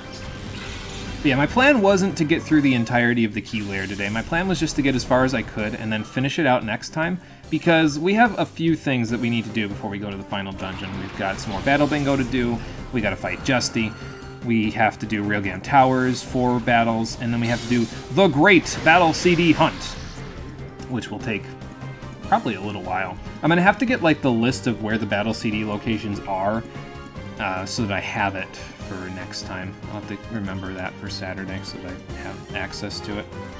But I'm sure I'll remember it. I know the general like flow of what I'm going to do each episode from here on out, and I'm pretty sure we'll get everything done in this game, even the bonus episodes, before I get my wisdom teeth pulled. It might be a little tight, it might be exactly like the week of that we finish, but we should be okay. I don't think I'll have to cut it off, which means I won't be doing all of Mount Battle in this playthrough, because I'll be basically done with the game, and by the time I get done with my wisdom teeth being healed, I'm probably going to want to move on to something else, so we'll just keep it going. We'll do this one. It'll probably be a total of about 16, 17 episodes for this one, so that's my guess anyway. Stantler, I just got intimidated, so I'm not going to one-hit KO it with Iron Tail, so I guess I'll just do that and that. See how it works. You also have a Togekiss with Aura Sphere and a Gardevoir with Dazzling Gleams. There are a lot of easy Psychics here. Yeah, just a few, but that's okay. Get a wide variety of Psychic Blast, you know. Gardevoir, I don't think spinning in the air like a helicopter is going to help you at all. So if that Girafarig spun at 60 frames per second, would we not see anything on the screen because this stream is 60 FPS? I always found that funny about helicopter rotors, where if the rotary spinning rate is the same as the frame rate of your camera, it just looks like the blades are like slowly moving, you know, or even just standing still. So I always found that kind of cool.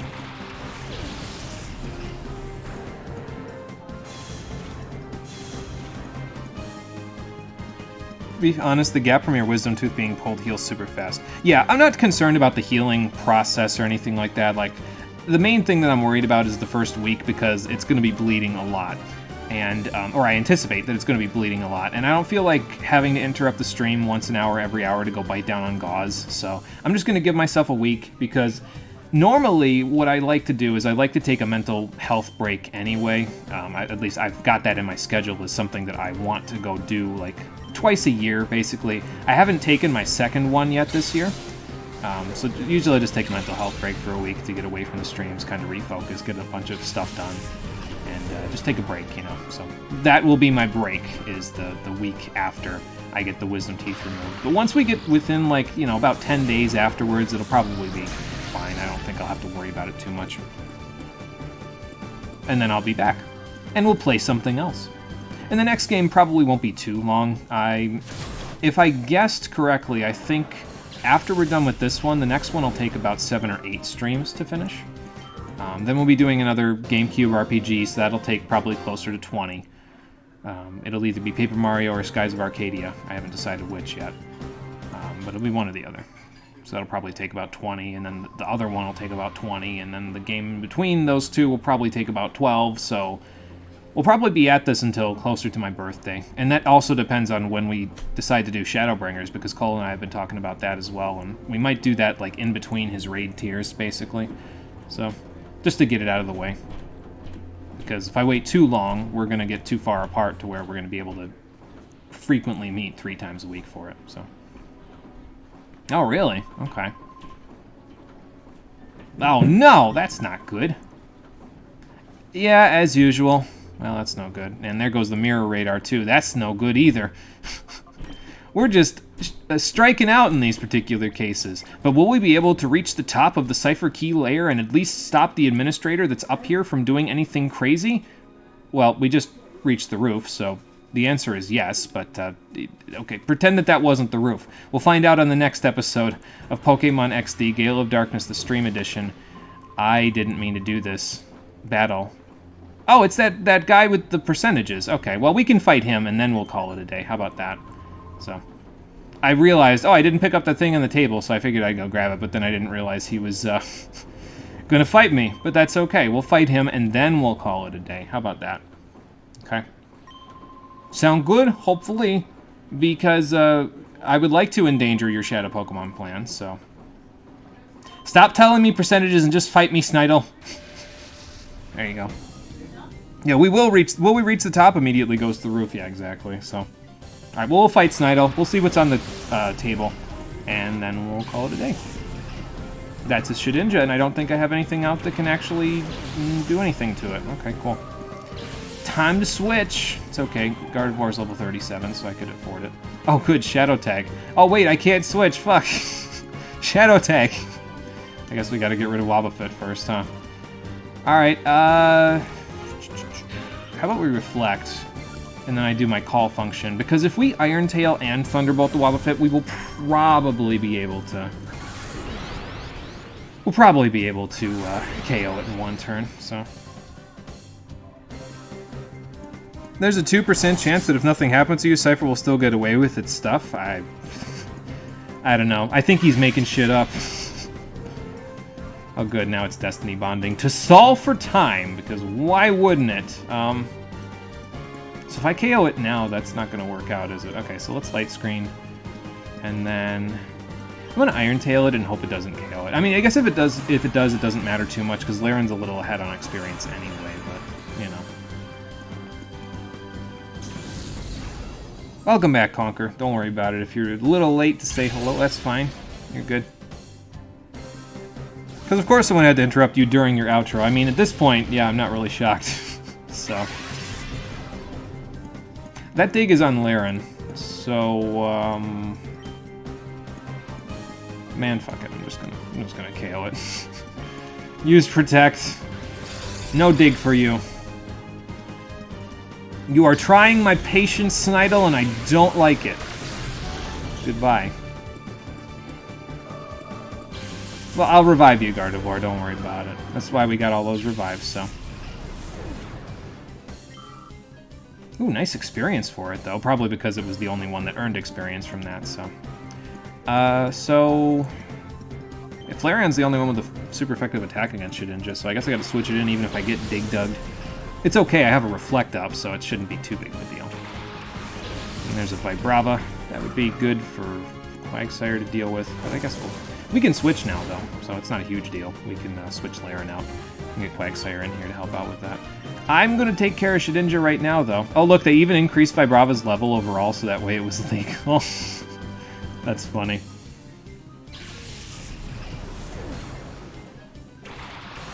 Motherfucker UFC in 14 is probably going to go insane today since they can't log in. You're trying so hard to find a nice way to tell the ones that you healed last night that they're both pretty bad. Oh, boy. Yeah, it's tough to tell people sometimes about that, but it's... I don't know. I don't know how necessary it is, but I like to be able to tell people where they can improve, but it's hard to tell some people that because you don't want them to think that you're, you know, being an asshole about it. It's like, no, I'm not being an asshole. I'm just trying to make sure that you're good enough to get by. Here's another Shadow Pokemon, a Shadow Magneton. If this was Gen 4, that would be in my team right now, because in Gen 4, Magneton gets access to Steel-type, same-type attack bonus moves in the form of Flash Cannon, and I love Flash Cannon. It's one of my favorite moves, but yeah, in this gen, Magneton doesn't get Flash Cannon, which is a little unfortunate, so its move pool is severely limited. But it's still not a bad electric type if you're looking for it. It's got that steel typing, which is very nice defensively, but yeah. Okay, we got special defense down, that's okay. Oh, it has Shadow Sky. Okay, interesting. It must have, like, Rain Dance as, like, one of its Purify moves, then. They usually, if they give them Shadow Sky, they have, like, a move like Rain Dance or Sunny Day or something like that as a Purifier move. I missed your answer to the translation. Let me go back, actually, because I didn't see it. Yeah. Actually, I missed a little bit of chat, didn't I? Let's see. Oh, there it is. You're checking out the internet, but Gastrodon is the same, so choose another one. Okay, gotcha. I will, let's see. Well, let's just do the one that we're looking for at the moment in this game, which is Agrin. How's that one? That should be good. Yours was pretty done after 3 days. You've never played Pokémon or anything, so you don't understand the hype. I love Thousand Year Door. It's fantastic. It's one of my favorite RPGs of all time, so it's a solid A-tier game in my book. So we'll get to it. Think of the Mario and Luigi series, except funnier. I know that's hard to believe, but I think personally the Paper Mario, it's probably because it's a little bit longer of a game, so it has a little bit more chances to be funny. But the script in Paper Mario is fantastic. They do a great job with it. So. Enemies are taking so long to die because neither of you are using your entire kit, so that's not good. Here basically the whole time, but you've mostly been listening in to the stream today. That's cool, Conquer, no problem. You do what you feel is best. If listening in is what you want to do, then that's cool. I'm okay with it. And there goes our light screen. Do I quick attack here? I don't know. The one thing you gotta worry about, by the way, when Shadow Sky is in effect is that Shadow moves do 50% more damage, so they're a little more damaging now on top of the light damage that you take from each turn of the Shadow Sky, so... Excuse me, gotta be a little careful, but we're okay. So, let's see what else we got here. Bard isn't using their songs like Wanderer's Minuet at all. That's not good. Paladin has no idea what most moves do. He feels like he never progressed past Sastasha. Has no special awareness either. Spatial awareness. Literally didn't notice the 4 ads killing you as his healer. Said he didn't see the ads. I don't know how. They ninja smoke bombed in. Something like that. Yeah, the evolution of my steel type. Yeah, the evolution of Laren there. So the kaiju that I want. I just want my kaiju to grow up. It'll be so great once it happens. I'll be over the moon. It's not going to happen this episode. Hell, it might not happen next episode, but when it does, oh boy, I'm going to be a happy boy. Our light screen's still up, right? Because we have it for this turn, I think, and then it goes away, so... I'm going to keep us for a little bit. I'm going to have to go back and heal after this, but that's alright. We don't have to fight anybody on the way to the stairs there, so I'll just go back to the healing machine and probably meet you there in the next episode. So. And that sleep should make this a little bit easier, to make it a little bit easier to catch this thing. I'm going to quick attack again just because it does like basically no damage, so... It hasn't been long enough for a timer ball, right? No, not yet. Ultra Ball's still better until like 15 turns in, and it's only been like 5 or 6, so... So is it like... Is the S pronounced like sh, like SH kind of? So is it like Stolos, or is it just pronounced Stolos? Because, I mean, both of them are pretty cool, but Stolos to me is kind of like, whoa, that sounds intimidating. So, not to mix up with Stalos, which is the evolution of Onyx. Okay, gotcha. They're both cool. Those are both cool, so... I don't know, if I have a good healer, I'm good. You don't need a good healer, you need a great one. You keep never using your mitigation or use it almost randomly. You keep moving out of the AoE skills that help you like Sacred Soil. Yeah, oh my god.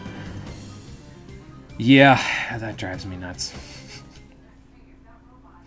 I remember I was doing some practice with Scholar not too long ago when I still had my, Oh, there's a system lever. Okay, well, I wonder what we need that for. I'm going to say find out in the next episode in just a minute once I get back to the healing point, but we probably need that for a little bit later in the dungeon, but let's go back to the healing point first, so we're not sitting here with low-ish HP. It's not too far away of a healing point, so we'll go back one more time before we finish out the key layer, and then we'll be good. But yes, what will we use the system lever for up at the top of Cypher Key Layer? And will we be able to stop Gorrigan from... Well, he already kind of completed his plan here, but will we be able to throw a monkey wrench, literally, into his plan? That just came out of nowhere, and it's actually appropriate for him. Into his plan, forcing him to retreat to a place where we'll be able to take down the big cheese of Cypher. Find out on the next episode of Pokemon XD Gale of Darkness, the Stream Edition, which will be happening on Saturday at 4:30 p.m. Eastern Standard Time. There we go. Now we're good. More the first one, so it's more like Stolos. Okay, that's cool. That's cool. But it's Stolos, like go hard on the ST. So Stolos. Okay, so like that wasn't even correct, but anyway. I'm doing my best and it's not enough. It's okay. Thank you for watching, everybody. I appreciate you coming out to Twitch and YouTube to check out the stream. Oh, I know the basics of tanking. I just don't understand all the bells and whistles. Dude, you used Hollow Ground when you were at half HP and you weren't in any danger. Tanks, am I right? I'll see all of you on the next one, which will be on Saturday at 4:30 p.m. Eastern Standard Time. Until then, everybody, take care. Have a good one.